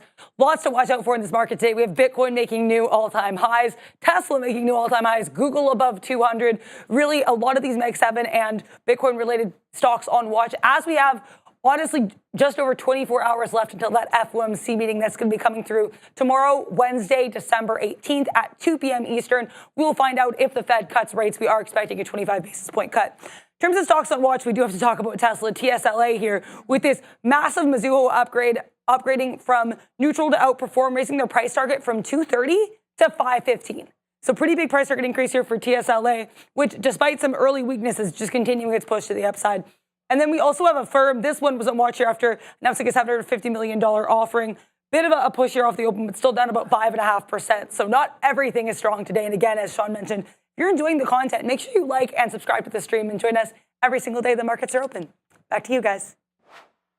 Thank you, Adara. So here comes that. So we did come into almost into VWAP there. You had to on the goggles there. So yeah, I do want to cover a little bit on top of got to be a good boy and follow my rules here. Cover a little bit on top of that VWAP, and you got to throw it in on the Memex gate just for the memes, right? Just for the memes. I like the Memex gate. Pretty liquid. Yep. I don't know if you use Memex too much, but I haven't said. If I like a price and they'll pay me for the price. Why shouldn't I get paid? I'm sure you can get paid with Arca, you can get paid with MyAx, you can get paid with a few other ones as well. But oh boy, we're coming right back into 200. So maybe that bounce was a little higher than I was looking for. Let's see, what was the candle low? No, I didn't take anything. The low was 47s. I was sitting in the 20s. You know what? That's perfectly fine. What price we have. Watch on the bottom. Where? On the goggles. 99.49, beautiful. You just said the low was 50, Here we go. 47s. Yeah, we were 47. just lucky there because I was came going to right buy back, the that's fine. 50s. Anyways, so nice move up there. Tesla had to come out, man. I mean, it broke. I'll take another shot at 480 if it goes again, but we'll wait on that one. There's the Google that I was just talking about. We took 50 cents on that one all day, baby. If we can get another out here, there we'll punch out a little bit more here. There we go, some more out at 90 as well. So let's wait to see if Google wants to go back up. We'll take it. We're there. We're out of 40% already. Yeah, IBIT. It was cooking, man. We're at a half up here, but IBIT kind of fell back. I mean, the whole market fell back in. So just looking at the NASDAQ here, if we can, just do a little bit of a broader look. Wow, the market's tanking. Exactly, that's what I'm saying. Right here, 22.2. So how about just 22,000? That's down here. We have a little ways to go before we get to that. The 50 period here, 22.2220 right now on the NASDAQ. So yeah, man, a little bit of a drip down in now, down 0.6, now down at the low of the day. So the only short that we have on here is Uber. It's only 10 cents in the money, so not really making me feel too good about some of these other longs that we have on board right now. Robinhood, I mean, you know, we reloaded it right there. We didn't reload a whole bunch. We talked about this level coming into play again here, $40, 41. If it breaks 41, we want to get out. So because this is a pretty dramatic market move down here, is it? I don't know. I mean, we just dropped down about just on the NASDAQ here. 22, what is that, 22,340 down to 22. Yeah, so about 860 handles or so downside. Might be worth picking up a little bit of Robinhood down here, hoping that maybe there's a bounce in the market. Oh, it came back. VWAP. What on did? Google? Google hit. Yeah, I know. Now it's at 199. I know. It's low now. 199s now. Let's go. This is low. Are you short? Yeah, I've been short. I took the reversion. Oh, you took the reversion? Yeah, I took the reversion. I was like, I like the long. The long was great. You just took it just now? Earlier. No. Earlier. Well, I was a little late. The prior bar and the trend break. So we sold on the trend break, right? Sold everything on the long on the trend break, and I'm like, oh boy, this is actually continuing. I don't have enough because if I wasn't in a position, I would probably take a lot more on the trend break to start off with the short. But because I was already long, I got to do a little bit better with that flip, because I'm like, if I really like to sell, and if I like to sell so much that I'm just like, okay, I have to, get out of the long, like right now, you get that oh, get out now type of feeling. Okay, if I can take that feeling and be like, all right, if this is such a good place to sell and I want to get rid of all my long inventory, is it good enough to get short? Yes, it is, because it's coming right back into that VWAP. Let's see if we can hold that VWAP. But the trade is reversion to VWAP as of right now. So because it's consolidating in and around there, I do definitely want to take most of that off of VWAP. If we crack low, if we V-shape to the lows, that's perfectly fine. I don't really care. That's not the trade. The trade is the reversion to VWAP. Oh boy. Someone really shook this one up, because Pepsi is blowing up to the upside as of right now. 155.25s Did you ever is do the that low. as a kid? You put 158s. Yeah, I would. What I would do was I would shake up the can and then give it to my siblings. Yes, sir. Yep. I like that. Okay. So again, two different plays. Your number one stock's Google. My number one stock will be Tesla, but Google's right there as well. We just bought that dip. So chips with dip today, coming a little bit different. Obi with the short. I'm trying to play the long there on Google. Doesn't mean, we'll see what winds up happening. I covered 90, I'd say 95% of my position, because the trade was to VWAP. It's just a trail. Who is this guy over here? I definitely like the long on Google today. Again, the whole point of the trade, in my opinion, was, what's going on, Joe? The trade was to take inventory through the 200. Now, shout out to Wayne. Wayne had a banger trade. He actually got long 197 halves over here for the push, actually taking the real trade, which was to take inventory into 200. And I saw it way too late, but shout out to Sean for pointing it out. He was like, Google 200. I was like, oh boy, I totally forgot about that one. Definitely a name on my in-play list today. And didn't really have eyes on that one. Took that AVGO, took some Apple as well. A few unplanned trades. But you know what? I'm asking Sean, where is the next trade? That's what I'm asking. That's all that matters. That's all that matters. Where's the next? On to the next for you. Okay, so we just took. Google right now. Let's go, man. It's trying to get back into $1 again right now. Off of that, boom, right down into VWAP. We like that. We like that a lot. We just sort of talked about it, so let's move off. All right, so we took the break of Tesla again at 480. So we made everything back. We are holding a small piece again of this. By small piece, I mean a third. We are still holding a third, and I am looking to get a little bit more at 477, looking to play off of 476.50, to be honest with you. So if we can get something down here right now on a little bit of a drip and then a rip, we'll be there for that. But I'm going to hold the rest. Maybe we get another take up at the highs. I mean, I cannot believe that 2 minutes later we got 484s, and then 2 minutes later we're at 477. So it's just the way the stock's going to go, man. We are very, very comfortable with it, and that is completely fine. So Uber starting to go back upside there. We were able to catch out a little bit. You know, sometimes you got to watch all the stocks. There's just so many things happening right now, including that Tesla trade and including a busy trade, obviously, in Google as well, as that's trying to get back above 200. So for Uber, I think we remain the same strategy here. I wrote down 60.50, so that's going to be in order for me to look at again, right there, 60.50, 60.60. So my stop is 60.75. Breaking up a little bit through here is what we're going to try to do. So I'm not doing anything now on Uber until $60.50. So if that comes in, that will be our next little short there for Uber. So that's just a little briefing on that one. There goes Google, man. I'm all out. Yeah, 200 over under. If it's going to sustain and hold 200, if it's going to drop down to 199s flat and hold VWAP like that, that is definitely, again, we talk about, a get out moment. For the long, this definitely was a get out moment for the selling, because I'm like, I like to buy again. I don't know if the buy is going to take us all the way back, but it definitely does. And yeah, next trade is what I'm looking for. Markets taking a little bit of a wick back up here. Tesla taking a little bit of a pullback down into opening range highs. So let's see if we can find a bid on that one. But until then, what's going on, Adara? Just keep an eye on Google. Of course, we're all keeping an eye on Google. I did see a little bit of news on Google. They announced they have this Google News Showcase, which is a curated online news experience and licensing program. They're rolling that out in Switzerland. But yeah, I just thought kind of interesting here to note as we have Google now flirting with all-time highs and that $200 level, guys. Back to you. All right. I was just typing something to my lovely wife. What's up, Marisa? Okay. So there goes Robinhood. Hood. Yeah. What's good in the hood? I don't know. This stock is good, though. Yeah. We bought the 41s, and again, another level there. If you guys are looking for some areas, we do have the sticky note. Okay, here goes Tesla right now, back up to 480. Let's see if it can get going now through this level. We just did. Unfortunately, man, we were, again, what looks to be, we're bidding 477 flat. So we're about 50 cents away from a reload. That would have been aight. But there it goes. Nice little move back up to the upside. The last time we were here, it stopped at 481. So I have an offer at 481.70. So, right here. All right. We just canceled it. So let me punch out. Okay. Honestly, Obi, I just feel like, there you go. I mean, just playing it right. I mean, after battling back what we did yesterday, and it's just like yesterday we realized fighting that trend, that nasty trend there in Palantir, was just not going to be a thing for us. So today we sort of, we got so excited about Tesla there, like we missed that trade, and we're just like, we're not doing that again. So we put out, got in, took it. We're playing like longs in strong names. It's like just a completely like the way you're supposed to do it. And we're just happy to be doing it one more time here today.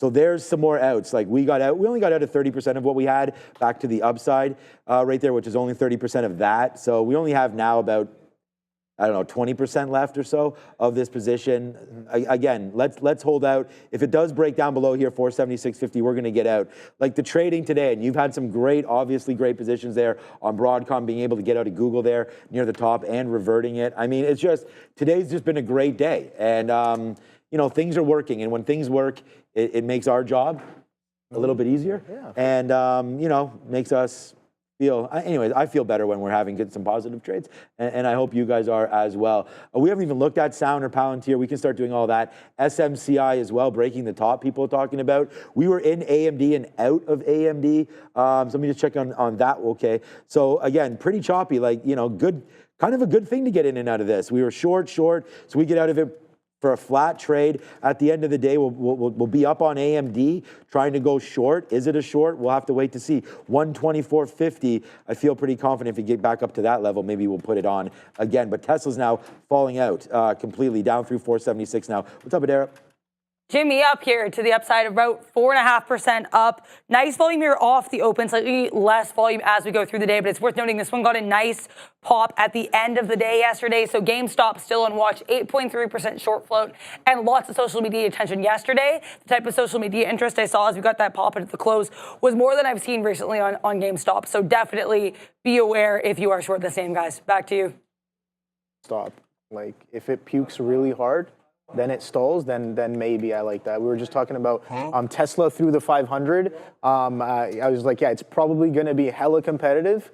But it's down. It's pretty down now. It's down now, but it's still trading above the opening range high. So which is like, if I see a hard puke, and we did see that puke off of the open, right? We saw a hard puke off of the open. We're getting a nice little pullback as of right now, but we get that nice little strong selling. Maybe we get a little bit of tailwind from the market as well. You can see the market's selling off aggressively as well. So if I see the market turn, if I see Tesla find a little bit of support, maybe some consolidation, maybe some price action, I don't have to pick the bottom, but I want to be part of the trend that does take us up into 500 if we are poised to get up there today. But we're trading at 476s right now, just on top of that opening range high. So yeah, this is what I was talking about. You're trading opening range highs and lows, it's taking those players out. You're trading a VWAP hold right off of the open, it's taking those players out as well. It's taking out players who are taking the momentum long as well. We're at a 50% pullback off of the lows there. So yeah, definitely a lot of competitive action in my opinion. AVGO, oh boy,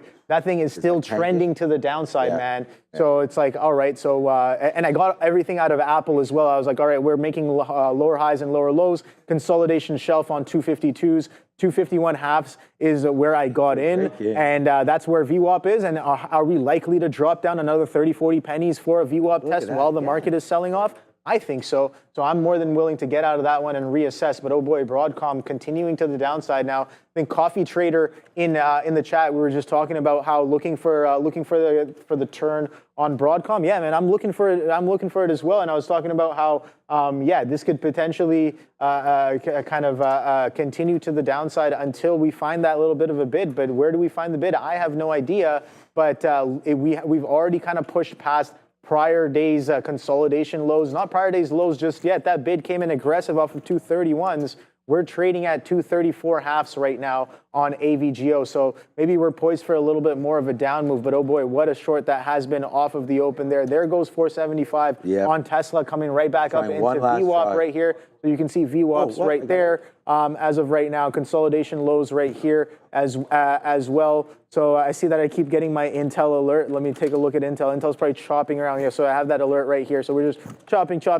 So not really. This alert was from a few days ago or a few weeks ago. And this trade is kind of over as of right now. But this alert still keeps on going off for me. But you know what? I like it as a bit of a key level. We're already it's showing itself a little bit, in my opinion, when it's kind of consolidating chop orbit in and around that level as of right now. So what else is going on? Starbucks kind of calmed down there. Broadcom to the downside. So that's a nice continuation off of the pre-market downtrend that we were having. Amazon maybe a little bit of a bounce. So that was one where I was like, all right, we closed really strong on Amazon. Let me just pull up the chart and show you guys as I talk about it right here. So look at this close on Amazon, guys. Absolutely wild. You get that strong shake and bake off of the open there and get a support on 228s.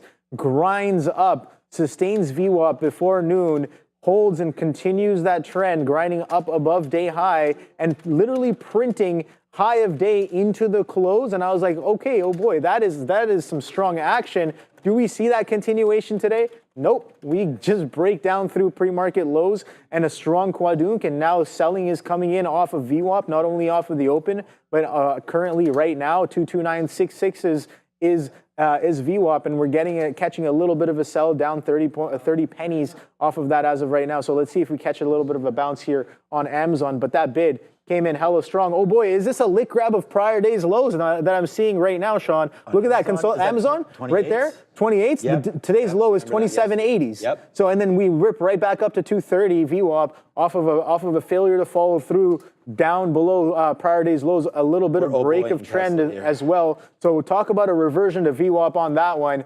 Oh boy, Tesla definitely coming right back into 470. So this is what I'm talking about, Sean. I expect it to be competitive. I expect it to wash a lot of participants before, if and when it even does the move. But yeah, that move is definitely a multi-day move into 500. Or if we don't even get to 500, I think we're more than capable of dropping down another 100 points down into 370s before we wind up back up into 500. Now we've got to remember, this ticker is or has been stair-step squeezing. You kind of look back at the chart, and it's just been in a perpetual stair-step squeeze. If you want to look up a textbook example of stair-step squeezing, just look at the historical chart of Tesla and then go down to the shorter time frames and see how every time how the flags form, how it stepped up, how different catalysts might have brought in a lot of short interest from large players. We know that Bill Gates has been a strong short candidate on Tesla, potentially providing the buying pressure along the way as well, right? So it's like you got to understand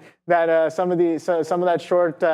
When shorts have to cover, they do provide a decent amount of buying pressure as well. And when it's a player like Bill Gates, maybe he's in for a decent amount of size. I don't know how much size he's in for, but yeah, look at that Amazon with a bit of look at that VWAP sellers coming right back in on Amazon. So selling dominant on the day currently as of right now. You see, we were watching that IONQ as well. IONQ kind of selling off a little bit as well. Let's see Tesla. Oh boy, we're coming right back in to some of these. Look at that consolidation. We kind of dipped down into 470s and then pulling back right now. What's going on, Sean?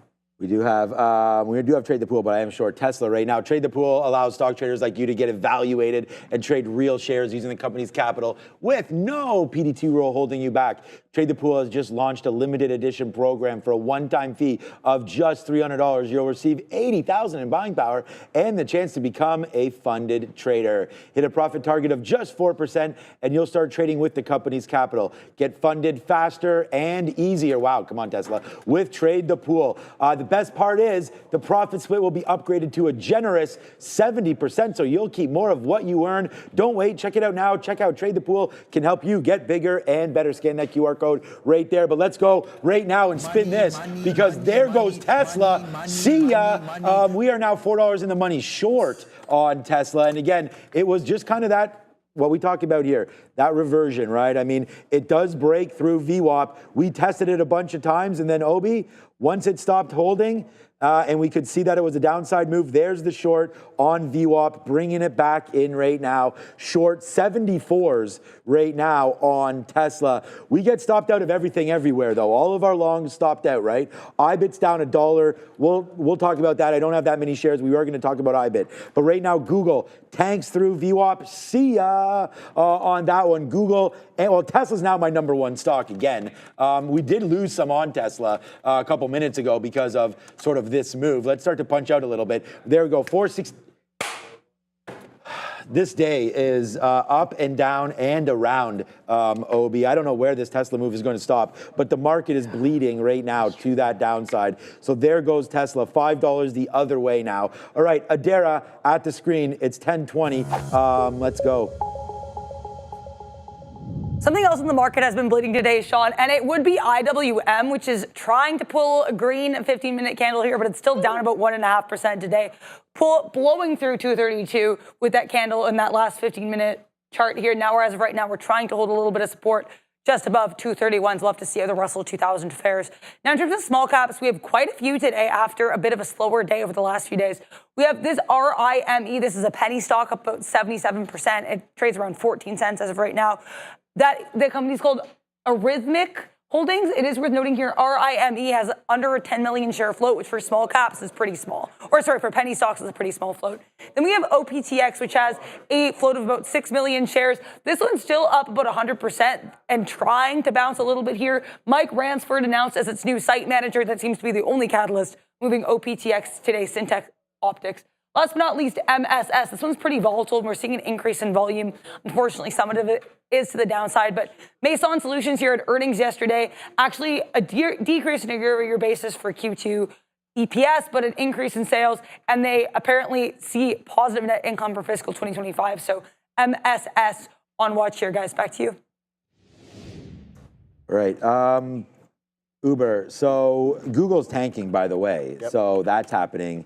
Wish you were short. I wish we were both short. Yeah, I did. Oh boy, just because you were didn't talking hold about that it. one. Yeah, Oh that was a my good one for God. sure. I'm jumping around too fast. That's what it is.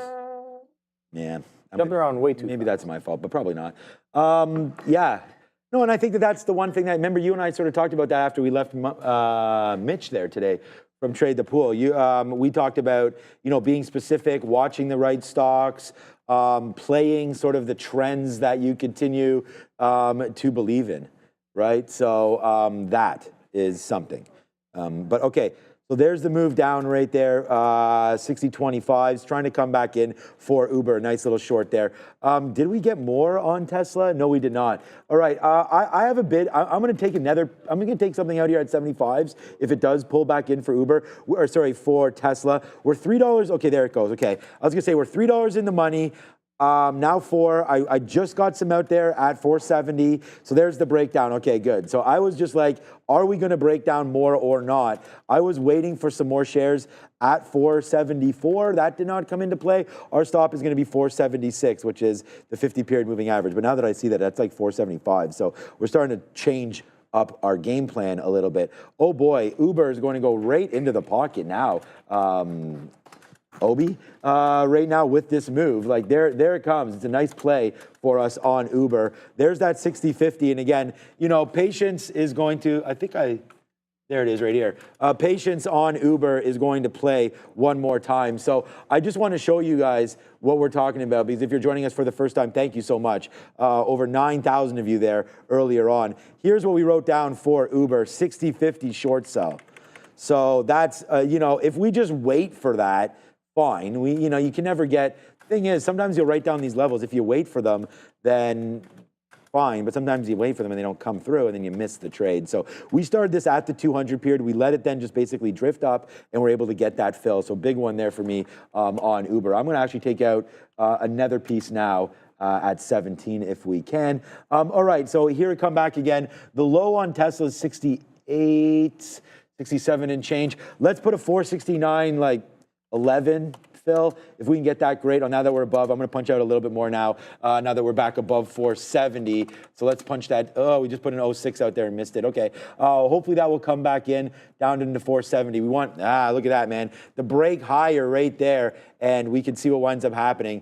Breaks through 470 and $1.50 immediately high side. All right. So there we go. We'll take out a 40. We're still $2 in the money. I feel like okay, now here it comes back in. Don't want to get too greedy on it, but you remember you said that maybe acting a little bit too quickly. I feel like that's maybe what I'm doing. Let me pull that 470 now. We'll see if we get that 469, settle down a bit, catch our breath, and see if we can't put something out. iBit, I'm going to buy this again down here. I was just looking at it. So we're coming in now to this level here of $60. I think this is basically the level where I'll think about tapping out. It's not, let me just call up a chart of Bitcoin quickly. So that's 105. This is what we looked at yesterday, sort of was the 15-minute chart, and we saw that it was holding. If we zoom back in, there was kind of the hold. This is what we were talking about from, this is from Saturday, but the hold on this period. I don't know if we're going to get to 105. I mean, right now we're trading at 107, it looks like. So that's looks like it's 106 right there. Sorry, my bad. 106. So maybe we do get to that 105, and that should hold. So we'll see if there's a chance for that to hold right down there. There's $60 on iBit. So I am sitting there trying to buy some of this dip. I'm actually bidding right now 28s. I might just take some right now in case we miss that 28. So yeah, that's what I'm talking about is iBit right now. We'll take a little bit here at, oh man, we just might have missed it. Or we'll punch a little bit here at 43, but we're trying to buy some iBit dip down lows right now. Uber's really cranking for us. And then Tesla, yeah. It looks like it held right there again. Yeah, Obi, this thing is 474. volatile. Hey, we were waiting at 474. We missed that one. Okay. Like I'm watching the price action here on Tesla, and yeah, just rips 2 points either way. Crazy, right? And I'm like, oh boy, all right. So definitely have to risk in size accordingly to that kind of price action and risk, of course. Like, yeah, risking down to 68s if you're getting to the long or maybe even day lows as of right now. But look how far that is. That's almost a 10-point risk on Tesla. But 10 points is nothing if you're looking for the push to 500, right, which is, again, another 25 points away. So that you're technically looking for a 2-to-1. Again, as long as the risk kind of makes sense and the probabilities are in your favor, even if it's a negative R to R, and the probabilities are in your favor, it's still technically a good trade. Yeah, no, just gotta risk accordingly. That's what I'm trying to learn real time. It's like, all right, how do I be nimble enough to be like, all right, this makes the most sense for the effective risk on this trade. Boom, size, shares, whatever, get long, and respect the rules for exiting as well, right? So it's like it's a work in progress. Apple's still holding that 252. So did we get down into VWAP there? Yeah, we did. We pretty much got roughly close to VWAP, so that's good enough for me on Apple. I'm not really in anything right now. I'm watching Broadcom, and yeah, no, nothing too crazy. Google, oh boy, that short was nice. 200 failure to follow through on 200, and we're breaking day lows on Google after a failure to follow through of all-time high 200s. Damn. That might be something. I don't know. I have no idea. I mean, but look at that. I'd have to take a look at it, Sean. I mean, would you just look at it? Like, look at it accelerate. It depends if you look at it or not right there. Yeah, you just gotta. This is the first thing you got to do. When you see some price action like that, you just got to take a look at it. I mean, I'm looking at it like right there. I'm trying to take a look at that. Would you look at that? Oh my God. It's gonna work. Yeah, would you look at this as well? Would you look at Uber right now? Down to VWAP, and we took another piece out right there. So that's a 40-cent winner right there for Uber. Tesla right here, nice little fallback. We did get some out at 472. Again, as Obi was mentioning there, we're a little bit concerned about sort of the flow here on Tesla and just how violent it can go dollars at a time. And if you're trading with shares, then those dollars can basically wipe your whole day out. So I'm trying to take a little bit more profit here as we fall back in. Okay, we are now officially reloaded, and let's see now what happens with IBIT. So right now we are long at $60.55. Let's take an opportunity. Oh, look, it's crypto. Let's take an opportunity to get something out if it comes back up into the 50s. But let's see if IBIT wants to hold these levels. Yeah, more to come here, breaking through 60, and we are out. Let's just put that stop in, and I'll just put it in for you guys right now. 59, and again, we're just playing off right here, this move, and I know, sorry, Fabian, I know we got to go. $60.12 is the 200 period, sorry, the 50 period on the 20-minute chart. So we're going to go 59.99 just randomly there. I want to give it a little bit of room to breathe. That's our stop order on IBIT. Tesla running the top. Oh, there it goes. Tesla just ran 475 right there up to the top. Wow. We just talked about getting some in, getting some out there on Tesla. Nice little run up to the top there. 476 now getting taken out. We'll try it one more time, but Tesla getting excited now to the upside. Oh boy, taking out that 476 in question right now for Tesla. Huge move to the upside, 477 stop. All right, Adair, it's crypto.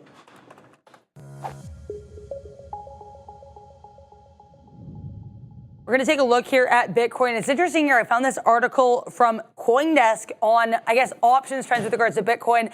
As we've had these new all-time highs over the past few weeks, apparently a lot of the options trend has shown people chasing these prices, so a lot of bullishness. But now we're actually seeing a lot of bearishness in terms of crypto auctions, apparently. And the largest block trades coming through on Deribit, which is basically a crypto exchange or a way to trade and interact with crypto, apparently is a short position. So lots of people actually apparently looking bearish. And this bearish trend, or at least this look here for a bearish lean, is being credited to the fact that we have the FOMC meeting tomorrow. We are expecting that cut, but we're not going to know till we get the meeting. So as opposed to this price chasing and this bullishness, now we're seeing people, I guess, a little bit more cautious. So that is something of note here. But Bitcoin's chart itself does not look very cautious. We do have that continued push to the upside. This is poised to be our 5th straight green candle here on Bitcoin, though it shows on TradingView looks like we're a little bit red. Trying to hold on to 106 right now as we speak. We did make new highs here into that 108 level earlier today. So Bitcoin, like we said, trying to hold on to positive territory. Ethereum also pulling back a bit. We were above 4,000 this morning as of right now, trying to hold on to 3,900. XRP nicely up on the day, up about 9%. And relative strength here, relative weakness in Solana, BNB, Tron slightly up on the day, but nothing significant. Shiba Inu and Chainlink to the downside, guys. Back to you. All right, thank you, Adara. Yeah, no, Dogecoin to the moon just yet. I might be a little biased, I don't know, but yeah, crypto's been running nicely with that Bitcoin fresh all-time highs, 108s, 107s, I think. We're trading at as well, and yeah, no, I'm looking for the next trade, guys. We only have about 30 minutes here on the morning show left, roughly, and yeah, I'm not really seeing too much else as of right now. I'm looking for a potential curl, but this market's strong to the downside here as of right now, and nothing too crazy. That Intel keeps on chopping that level, eh? Yeah, so pretty much sideways action, nothing crazy on this one. Yeah, look at that. I might as well. I mean, I do feel like turning it off, but I feel like as soon as I turn that off, maybe we get something off of it in the coming days. So I'm just going to leave that on right now. It is slightly a little bit annoying when it keeps on coming up as of right now. But you know what? It's fine. I will be more than willing to kind of continue watching that name and look for the next potential trade on it right now. But speaking of potential trades, I'm not really seeing too much. Amazon still to the lows, Alphabet near day lows as of right now as well.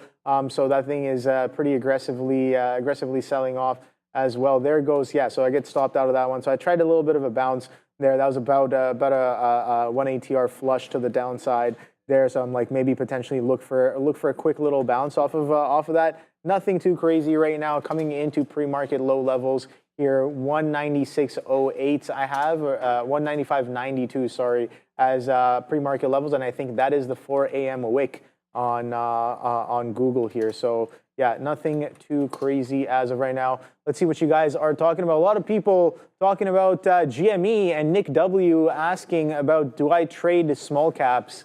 Yeah, sure, why not? I like to say I like to trade price action. So I understand that price action exists on small caps, but I guess yeah, I'm a little bit more comfortable trading large caps. But no, price action is definitely all over the place. So people talk about Nike as well. So let's take a look at GME and Nike as you guys are talking about in the chat here. I do want to keep an eye on Google here. If Goggle wants to do a little bit of a bounce, I do want to stay involved, as this trend is quite aggressive to the downside. Now, I was a little bit on the front side of the move here, attempting to get long at that 1 ATR, but nothing too crazy there. Not really putting on any significant risk just yet until the turn actually comes in, right? Then I'm more than willing to put on a lot more risk there. But yeah, GameStop, a little bit of a chop trend to the upside here, flushes into 30, keep on sustaining. 3160s are the highs. But yeah, strong trend here happening on GME. We saw that aggressive buying coming in yesterday into the close, and yeah, this thing was on my radar. And oh boy, did we get a continuation move off of the open on GME, right off of the open. Look at this opening drive going through 30 pre-market highs. Was that exactly 30? 30 on the dot. This is a beautiful thing about some of these meme tickers, that they give you such clean opportunities. Again, goes to show how participant heavy it can be on some of this price action. That 30 pushes right into 31 off of the open there, and doesn't really crack until I'd say what, 30.74. So even if you're holding on to this, you got a 70 penny push off of a 30 breakout there on that ticker. So that was absolutely wild. Now Nike as well. Nike to the upside apparently. So yeah, 76.97 all the way to 78, pulling back up into V1. Nike actually reports, and we're right now $5 in the money, and Tesla keeps going to the downside, as does Uber. But hey, look, guys, we talk about this all the time. You want to hit the best charting software, it has to be reliable. Okay, Tesla, I'll get to this in 1 second here. All right, I got to put a bit out.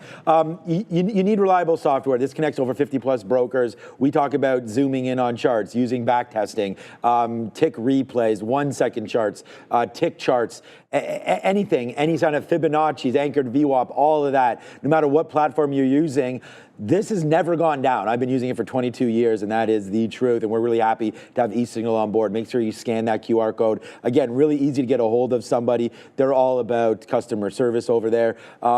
Just a great platform, one that honestly we support here on the show. And yeah, I use it every single day. I love the scanners that they're talking about right there. I'm going to show you that in just a second if you want.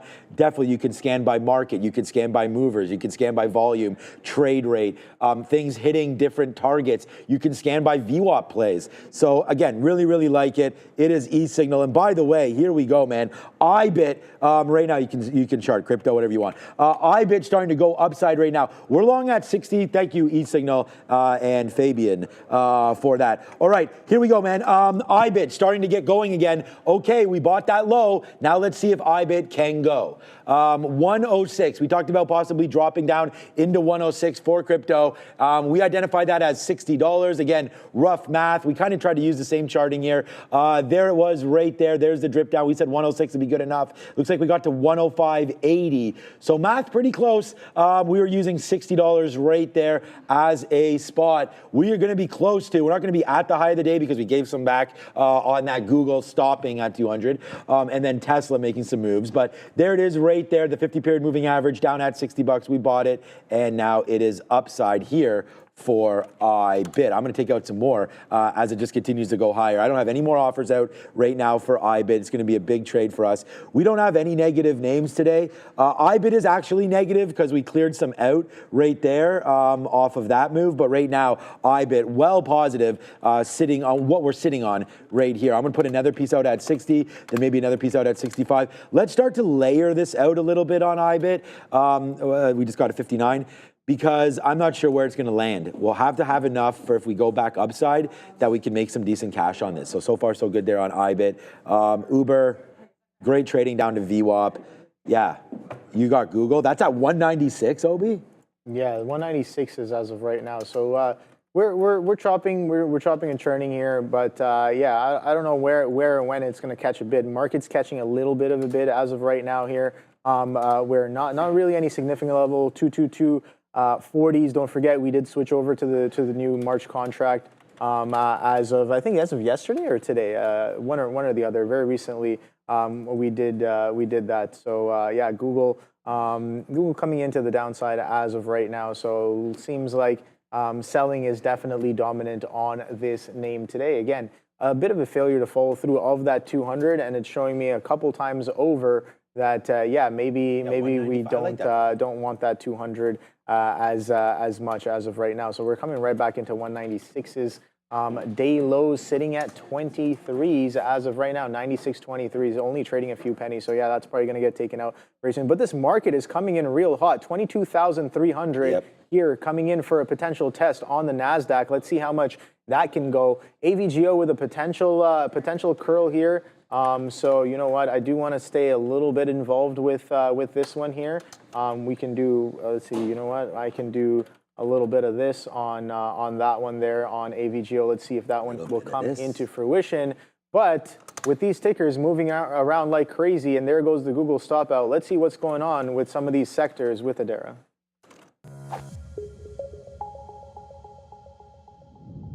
We're going to take a look here at this pretty weak market. There are a couple exceptions. Health technology actually pretty strong today. AbbVie and Pfizer both to the upside. Pfizer providing some guidance this morning for fiscal 2024 and fiscal 2025.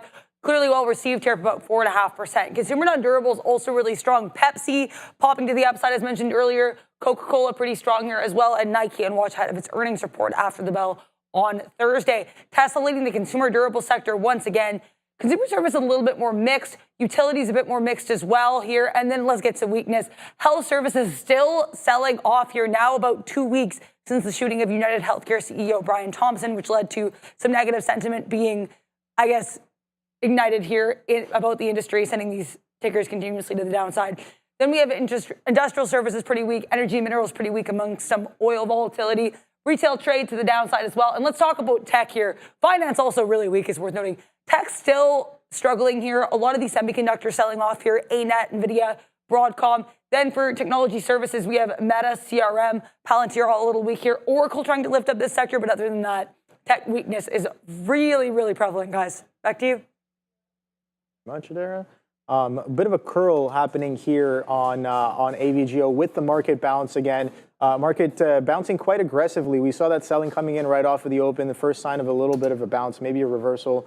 Let's see how much we do revert on some of these names. I'm looking at Broadcom. Broadcom VWAP is sitting at 240.38 as of right now, Sean. So let's see if we can come back into that 240 and see where that happens. This P Pro, I have my VWAP sitting in and around 239, so I got to keep that into consideration as well. But let's see if we get more selling at that VWAP, or do we get a nice little push back into that 240 and maybe the bid has caught back on. Again, day 3 earnings, absolutely crazy. This thing continuing to kind of give us a strong action both ways, right? Both ways, to the upside the past 2 days, and now today a little bit to the downside. Wow, look at that flush on the market, that 23,000 with a little bit of a wiki action coming in. Oh boy, that thing is absolutely aggressive there. So yeah, more lows on the goggle. So I did try once more on the goggle, and I'm done with this one for now. Let's see where, if and when we do catch a bid, I would like to get involved. But again, where is the next trade is what I am asking as of right now. Tesla still chopping up sideways. Google to the downside. I'm not really seeing anything else. You guys were looking at GME and Nike. I'm not really looking at those as of right now, but definitely some opportunities on those names. Here comes Google. Wow, look at that, man. That's an aggressive bid on Google coming in, but does it get sold back into is the real question. Moving average I have sitting here on a 3-minute, 8 moving average I have sitting at a 196.80. Can we get past that moving average as of right now, just to give us a little bit of an indicator of a break in trend? But with the market catching a little bit of a bid, maybe we are poised. But again, I'm not trying to find the bottoms here. This kind of action, I'm kind of just just probing it to see if we get a little bit of a turn off of some key levels. I said this area was about 1 ATR off of some of those prices, and we're getting a bounce roughly in and around some of those areas. But is the bounce strong enough is the question right now. But the thing is, I am looking for a bounce here on the AVGO, finally potentially coming in after some strong selling. We saw, if you look at the 15-minute chart, the 15-minute chart has been selling off aggressively since 5:45 this morning. So we've only been selling on AVGO since 5:45 this morning. It was doing significant volume in the pre-market. Nothing too crazy relative to what we were doing prior days, but we're still doing 3 times relative volume, including what it did. So that calculation includes, it's a 5-period relative volume indicator, and that includes the prior 2 days where it did crazy volume and had those crazy moves, and we're still doing 3 times our vol in the pre-market today. So we've been selling off for over, what is that, 6 quick maths? 4, 5, 6, 7 hours? From 6 o'clock this morning? Yeah. Yeah, 5 hours. Yeah. 5 hours. Absolutely. Coming into play there. So yeah, good comment there. Are they done taking profits? I don't know. Who knows? I mean, the whole market right now, I don't want to say, I mean, look, we're down 0.4. I don't know. We've been down here before. And yeah, well off its lows, to be honest with you right now, and trying to hold that 50 period. We just bounced off of it. Now we'll see if we can head back to VWAP. So yeah, the only thing that we've been doing is slowly, because we're almost out of Tesla right now, good. Honestly, man, like a couple great reloads. We haven't been stopped out yet. So 477 is the stop out. We've just been taking some out. Like that's 473.25. Like right now, we're short for 60 cents worth of a stop. We've taken $2 a couple times, and including even more than that. This got down to 472. So risk to reward right now, we're really liking Tesla, but definitely momentum to the upside as we are getting lighter and lighter. We have about 20% left of our initial position on this trade. So it still could be an L, not on the day, but if it does go back up and break through 477, that is our targeted out. So here it comes right now. Okay, looks like it's going to go. more push. And there it is. So we'll just mark, wow, okay, I don't even know what we got there on that market out. That was pretty aggressive right there onto the upside as it starts to rip again. So there goes Tesla, nice move higher there. But yeah, we do give a little bit of that back. As the market starts to rip though, look what's happening to Bitcoin right now. Nice upside move in crypto. We bought that 1,106 level. Now we're $600 in the money or so, equated to IBIT. It was more like 105.8. So about almost $1,000 there to the upside. Now we look at the other way around. If we hold this 50 period, then we're able to get out of some more, but we're just getting some out now at the top in and around 69.70. Those are some of our best fills. So right here, right now, we'll continue to watch that. I still don't think, wow, okay, good out on Tesla. I was going to say, I don't think the move is done on Tesla. Did not expect to turn back and see 480 right there, but there it goes, man. Good job there on Tesla getting back to the upside. Those of you that believed in this long, some great long opportunities. We were long early, then we faded again. We'll be up obviously on Tesla there today, just going both ways, to be honest with you. There's the hold at 480. I don't see any. I mean, good trade. Let's see if Broadcom can hold, but I don't really see anything right now on Tesla until we get back to VWAP, which is that 74.75 area. Uber's 10 cents worth of a stop, now in the money 40 cents. So let's take out a little bit more here at 60 flat. It seems like it wants to hold. It's right back into VWAP. We had done this before at this level. There's the short right there off the sticky note, $60.50. Hopefully we're short at I think it's 47, so not quite there. That's going to be pretty much the high of the day. We have the high as written as 60.60, but I don't think it got there unless it did in the pre-market and I didn't notice it. All right, so we'll try to hold out for Uber, for IBIT. I mean, if the market rips up, we know we like crypto today. Adair sort of did that report. There's $60, so there's the fill on Uber. Maybe we get a little bit lower. Robinhood, nice drop down there, went to $40.50. We actually wrote down, like, let's watch that $40 level. We never thought it would come into play. So maybe if Robinhood can come back to that area, then you might want to buy these bottoms, giving it 40 cents for a possible bounce back up. But let's just play the trend. Right now, market is short, and I know that we're both long. I've got the short there on Uber, but right now, I mean, it looks like we might want to go a little lower here. Tough to play short in a market that's been doing this, but I think if you trade the right names, there's always opportunities. So let's continue to do that. IBIT is pulling back a little bit, and Tesla right now at 480. Do we bust that long again? Did it just break there? No, there it goes. Now it goes. So there's the 480 break. It looks like it goes up about 50 cents there. Looks like it stops on a dime, comes back in, prints 479.80. So there's to your point that you said before, these names are moving dollars at a time, not pennies at a time.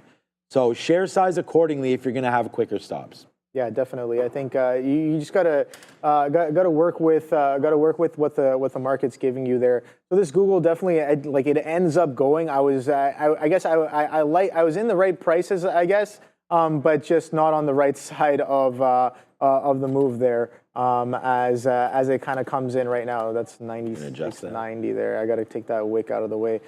So yeah, you look at that bounce on the goggles coming in. I like 96 halves. I like 97s. We're trading 97.30s as of right now. So let's see. I mean, a bit of a missed trade there. I liked some of these prices. Now I'm willing to get back in. I was willing to get back in, but this is kind of gone right now. This can go up to 199s. I don't necessarily want to chase all the way in, but let's see if some of that selling can come in back at VWAP, or do we take the continuation? Maybe we grab the lows just to come back into 200, and oh boy, would that have been a great reversion from 196s all the way back up to 200 on something like goggles. What's up, Adara?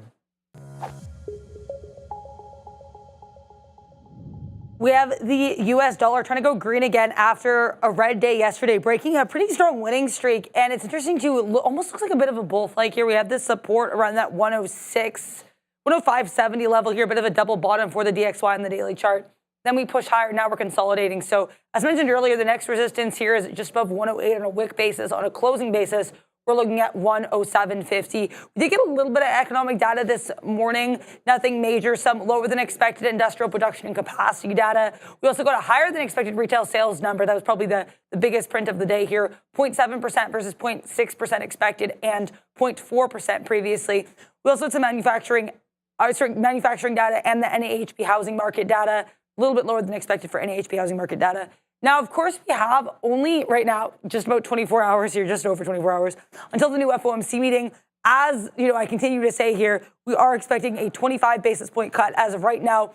98.8% of participants are expecting that cut. And that is, of course, significantly up from 1 month ago, November 15th, 2024. About 61.9% of participants were expecting a cut. So this cut right now seems to be heavily expected. Let's see if we actually get what we're looking for here. The 1.2% that is not expecting a cut is expecting rates to stay the same. So hikes do not seem to be forecasted or priced in, but we'll have to wait and see what happens. Back to you guys.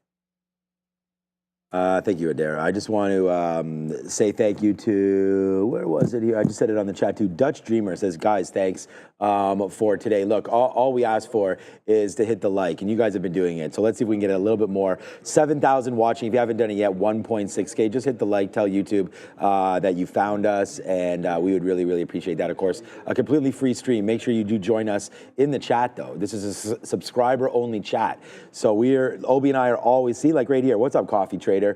He's been in the chat many times. He or she has been in the chat many times, and there it is right there. Tesla short right now is thinking that there will be profit taking in tomorrow. So all these ideas. There's Adam. Yeah, what's up, Adam? Yeah, from 200 to 201. That was great. We actually got a little bit higher than that, so shout out to there. Sebastian says, I found you. I find you, my friend, as well. Thank you, Sebastian, for your continued support here on the show.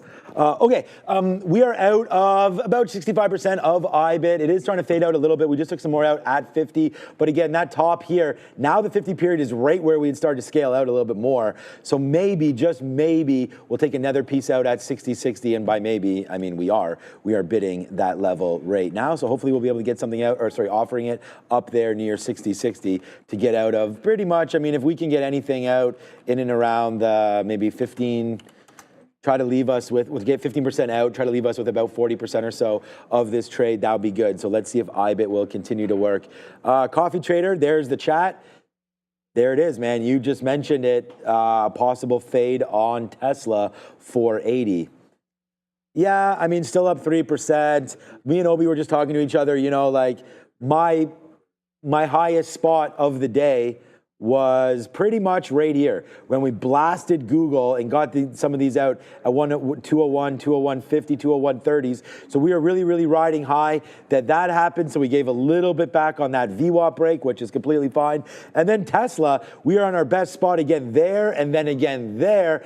And look, we've been back and forth here, giving a little bit back on Tesla, trying to go short and trying to go long and just battling it in and around these levels. So I still feel pretty strongly about, you know, what you and I always talk about, playing the momentum and playing some of those early pushes, some of those early plays, right? I mean, we talked about RGTI, which is Rigetti, another one of those sort of quantum plays there in the chip space as well, up 11%. But, you know, whoops, let me zoom this back out. If you have this first thing there, like there's the move, and then there's the sort of the capitulation to the downside there with that candle, then blast to the upside there. So, you know, you get that move in, and now you're kind of just chilling out, waiting for again. Look, if you waited for that bottom, it came again on Rigetti down there at 870, right there back up to the upside. So right now, yeah, Sharif, I've switched. So I'm on H25 right now for the NASDAQ, if you noticed. But anyways, yeah, just a little bit of talk right there. Again, we do have IBIT, Uber, and that's it right now. AMD was a short that we liked early. We haven't addressed it since. Pretty flat trade there. But underneath the 200 period, this could be interesting as well, AMD. Yeah, I'm just kind of observing here. 22,300 just churning here on the NASDAQ, nothing too wild. A bit of a curl on AVGO, but no idea whether this is going to be the curl that takes us up into VWAP. But something that is strong, continues to stay strong, is Apple, and another one that is about to, well, it's only about roughly about 50 pennies away from its day highs, is Softy. Softy is super strong on the day here, kind of keeping or one of the stronger names in the Mag 7 as of right now. Nvidia taking it back as well, all the way back up to 129. So strong reversion off of a 126.86 low on Nvidia. Let's see if that one can blow the top off there. At that one, opening range highs is sitting at 129.61 on Nvidia there. SMH though, not really looking too great to the downside. ARM Holdings, that was an aggressive sell off of the open I'm seeing right now. But yeah, no, in terms of, again, I was only looking at roughly about 8 tickers this morning, and a lot of them didn't really do what I was looking for. Again, I can list them out, looking at Broadcom, Tesla, Amazon, UNH, Apple, Pepsi, IONQ, and Starbucks. I guess maybe only, I guess Apple potentially did what I was looking for there. Didn't really take Apple too well. But we found some other trades, right? We found Google. We found, we did a little bit of AVGO as well. Google was nice until it really wasn't. And that reversion was absolutely solid. And when it came right back down in through the low of day there, that was absolutely beautiful. But let's see if we get a bit of continuation. That pop did give us some 97s and change, but we're pulling right back in. Let's see if we can sustain this 22,300 here on the NASDAQ. For a potential push to the upside, but this selling has been quite aggressive across multiple names. Obviously, not all of the names, but yeah. And shout out to Marty for the super chat right here, talking about great morning crew. Followed that Tesla move and made my day. First round is on me. Boom. Cheers! Thank you, Marty, for the super chat. And yeah, glad you had a successful trade there on Tesla. Absolutely wild move. Right off of the open there through that 470. I'm curious to know where did you take it? Did you take it through the 470? Did you take it through 475s? Did you take inventory through 480 as well? I'm curious to know how you traded that ticker there. But a lot of opportunity for sure on that move right off of the open. These opening drives, man. I know, absolutely crazy. It's the best. Like that's apparently where it's at. It's the where best. the party at. That's where the party's at, you know. No, but I think it's just about opportunity, right? I mean, you gotta wait. Sometimes very dangerous right off the open as well. I mean, like yesterday was a different day for me when we took Palantir the wrong way. So you can get caught the wrong way. I mean, that's why it's about risk management. So thank you, Marty, for all of that. And I mean, as promised, can't predict anything here, but there's my out right there on IBIT. We were just talking about it when it was down here, so that's 40s, right back up to 60s. There's the out. We talked about it was back up into the 50-period moving average, so we get out of 15% of what we had. We talked about that, leaving us now with about 20 to 25% left of our IBIT position. So again, wrong up here. We did let it fall. But we've done well because we're up on IBIT, and yeah, so far so good. All you really want to do is get green on a stock. I mean, and then once you're green, like I'm looking over here, we don't have any red symbols today. So then to me, it's like everything we've been doing has been working. It's just maybe an improvement. And again, you know, we talk about this, would just be maybe more shares. Like, you know, once you realize that you have a strategy that works for you, make sure that you can manage that strategy on a higher level, because like I often will get nervous and be punching out, or like, you know, that's changed a lot. And I actually talked about that earlier here with Obi, and that is, and you said to yourself, got to slow down, you know, got to like take some time and figure these plays out, right? And I think that's what's most important, is to be able to not only find the winners, but how do you act once you're in them? Where's your risk tolerance? Where are your stop out levels? Can you play the game tomorrow? I mean, that's why we're all here. And we're here tomorrow as well. So tomorrow it'll be me and Neil. And then it'll be you and Neil on Thursday. And then I believe he and I to close it out Friday. I'm not sure. I'll have to double check that one. As we're just sort of, we want to thank Obi for this too, because you see Sharif, all of us are trying to take some days off here as we get filled up on our vacay days, and give Obi a chance to show you everything that he does. And we want to thank you for that. So, all right, Obi, why don't you say bye, and we'll be back at 2 o'clock. Yeah, no, finally got above 22,300 on the NASDAQ, so let's see if that curl can potentially come in. But yeah, we'll see you guys in a couple hours, but don't go anywhere. You got the How to Trade show with Sharif and Joe coming up. So take it easy, guys. Boom. What is up, beautiful people? Welcome to How to Trade during the midday. That is your boy, Joey Options. And I'm Sharif. Hey, you like that, eh, Fabian? You didn't know